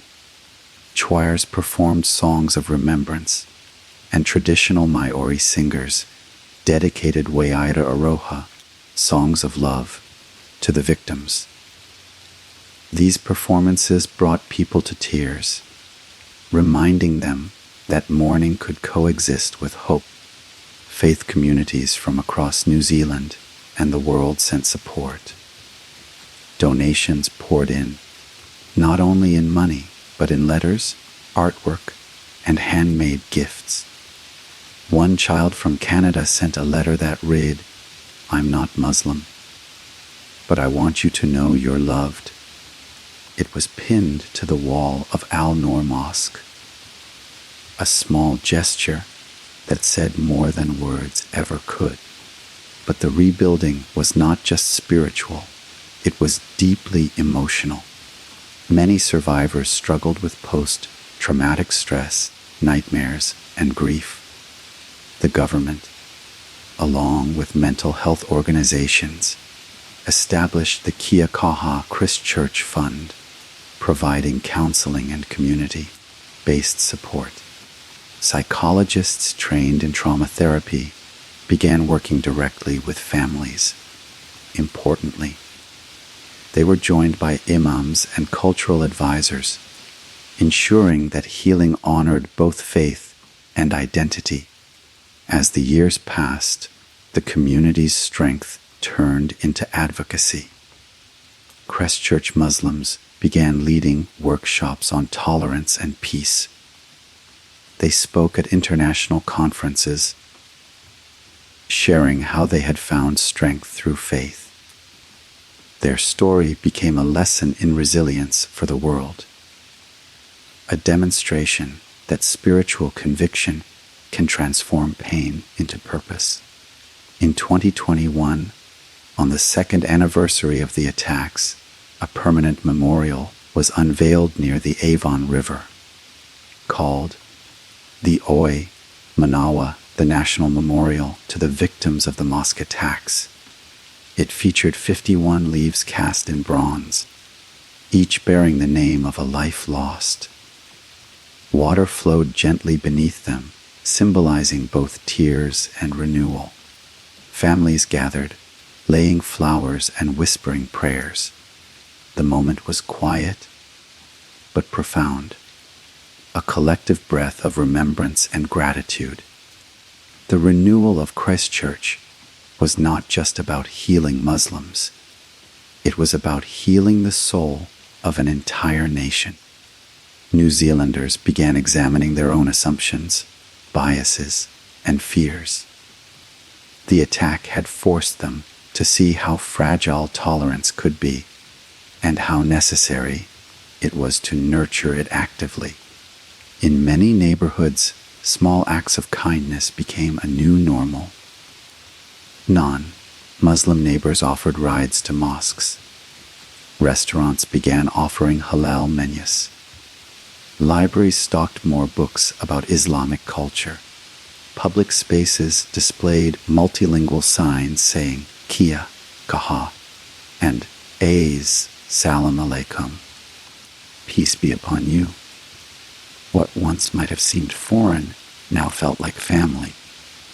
Christchurch, a city that had already endured a devastating earthquake in 2011, knew something about rebuilding. But this time, the reconstruction was deeper, not of stone, but of spirit. The same resilience that had rebuilt the city's skyline now rebuilt its humanity. Every year since the tragedy, on March 15, the city gathers in silence. Flowers line the mosques, candles flicker in the evening breeze, and names are read aloud. Not as statistics, but as reminders of life, love, and faith. The moment transcends religion. It is about humanity itself. Through tragedy, Christchurch discovered something eternal, that faith, when tested, can emerge stronger, that love, when challenged, can expand beyond boundaries, and that unity, when threatened, can grow unbreakable. The city's story became a testament to spiritual renewal, a reminder that while hate seeks to divide, faith seeks to rebuild. The mosques of Christchurch now stand not as symbols of sorrow, but as beacons of peace, their doors open wider than ever before. And when the call to prayer echoes once again across Hagley Park, it carries not only the voices of the living, but the memory of those who were lost. A reminder that love, in the end, is the most powerful act of faith. The tragedy that unfolded on March 15, 2019, in Christchurch, New Zealand, will forever remain one of the most painful chapters in modern history. Yet, from the ashes of that dark day, a new story emerged, one not of hate or destruction, but of courage, compassion, and collective awakening. The massacre had taken 51 innocent lives, but it also awakened millions to the urgent need for empathy, unity, and vigilance against the ideologies that breed division. As the years passed, Christchurch transformed from a symbol of tragedy into a global emblem of resilience. What began as grief evolved into purpose, a shared mission to ensure that no act of hate would ever silence humanity's deeper call for peace. The world had witnessed the worst of human cruelty, but it also saw the best of human response. One of the most profound lessons from Christchurch was the power of leadership through compassion. Prime Minister Jacinda Ardern's response became a model for empathy-driven governance. She refused to speak the gunman's name, declaring that he would remain nameless, that only the victims deserved to be remembered. Her words echoed worldwide. Has sought notoriety, but we will give him nothing, not even his name. That simple act transformed global media ethics and changed how societies choose to confront hate by denying it a platform. Ardern's decision to wear a black hijab while comforting victims' families became one of the defining images of the 21st century. It wasn't political theater. It was humanity expressed through action. In a time when leaders often respond with rhetoric, she responded with empathy. Her gesture reminded the world that strength is not always measured in power, but in compassion. The global reaction to the tragedy also revealed something deeply hopeful. Across continents, people of every religion and culture stood with New Zealand. Vigils lit up cities from London to Kuala Lumpur, Istanbul to Toronto. In schools, churches, mosques, and community centers, people gathered not just to mourn, but to understand. Hashtags like Thay Arius and Thay Christchurch Strong spread like wildfire. carrying messages of solidarity that crossed borders and languages. But beyond the symbolism, Christchurch's legacy reshaped concrete policies. The New Zealand government acted swiftly to reform gun laws. Within weeks, military-style semi-automatic weapons were banned. The policy received overwhelming public support, a testament to how shared grief can ignite meaningful change. Other countries, including the United Kingdom and Canada, look to New Zealand's response as an example of moral clarity in governance. Social media platforms also faced a reckoning. The shooter's decision to live-stream his attack had exposed the dark side of online extremism. The digital echo chambers that radicalize individuals and spread hate. In response, New Zealand launched the Christchurch Call to Action, led by France, urging major tech companies to take stronger measures against online extremism and violent content. Companies like Facebook, Twitter, and YouTube pledged reforms, marking one of the first unified global efforts to make the internet safer. Perhaps the most powerful lesson, though, was how ordinary people responded. The world didn't just watch, it changed. Communities began engaging more deeply in interfaith dialogues. Religious leaders from different faiths met not in debate, but in solidarity. Christians, Jews, Buddhists, and Hindus joined Muslims in prayer circles, proving that compassion transcends doctrine. In many countries, open mosque days became annual traditions, moments when neighbors walked through mosque doors, not as strangers, but as friends. The story of Christchurch also shifted how educators approached diversity. Schools began teaching students about Islam not as a distant faith, but as part of a shared global identity. Lessons focused on understanding cultural differences, countering stereotypes, and recognizing how words can influence attitudes. New Zealand's curriculum added discussions about empathy, online responsibility, and combating extremism, tools to help build more aware and tolerant generations. For survivors and victims' families, the years that followed were filled with both sorrow and strength. Many of them traveled internationally to share their stories, not for fame, but for awareness. Their message was universal. Hate can take lives, but it cannot take humanity. Survivors like Farid Ahmed continued to inspire millions, proving that forgiveness is not weakness, but an act of ultimate strength. Globally, scholars, journalists, and activists began referring to the Christchurch model, a term describing how communities can respond to terror not with vengeance, but with unity. It became a reference point for countering radicalization through compassion-based strategies. Governments studied how New Zealand prioritized community healing over political polarization. Meanwhile, Christchurch itself kept evolving. The Oimanawa National Memorial, standing beside the Avon River, became a sacred site of remembrance.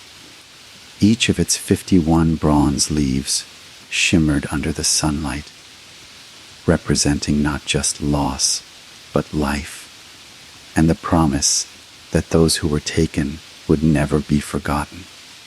Every year, during the remembrance ceremony, silence falls across the city as names are read aloud, one by one. For a moment, time stands still. The wind carries prayers in English, Arabic, and Maori, blending into a melody of peace. New Zealand's Maori community also played a remarkable role in the city's recovery. They performed haka and waiata in honor of the victims, reminding everyone that indigenous traditions could coexist harmoniously with immigrant faiths. The unity between Maori and Muslim communities became a beautiful symbol of how shared respect could bridge even the deepest divides. Internationally, Christchurch influenced cultural narratives too. Films, documentaries, and books began exploring not just the horror of the attack, but the power of resilience that followed. Artists painted murals of peace. Musicians composed songs of remembrance. What could have been remembered solely as an act of hate instead became an enduring message of hope. As the world watched, the people of Christchurch taught something profound. That unity is a daily practice. It is built not in speeches or laws alone, but in small, consistent acts of kindness. A neighbor visiting a grieving family. A child learning about another culture. A stranger choosing to listen instead of judge. These moments, multiplied across a nation, create a culture of peace, and perhaps the most universal lesson of all, love can be stronger than fear. The attacker wanted to divide humanity into us and them. But his violence did the opposite. It made millions realize that there is only one us. Christchurch stands today as proof that even in the face of darkness, light can prevail, not automatically, not easily, but through conscious, collective effort. The city's story is not just New Zealand's, it belongs to the world. It is a testament to what happens when empathy becomes a movement, when pain becomes purpose, and when humanity chooses compassion over vengeance. As the call to prayer echoes once more across Hagley Park, it reminds the world that peace must be protected. Every day, in every heart, the 51 lives lost did not vanish in vain. Their legacy continues to inspire nations, shape policies, and remind us all that the greatest victory over hate is not destruction, but understanding. Christchurch's legacy, in the end, is not about the tragedy itself, but about the humanity that rose from it. The legacy of light that continues to guide a world still learning how to love beyond fear.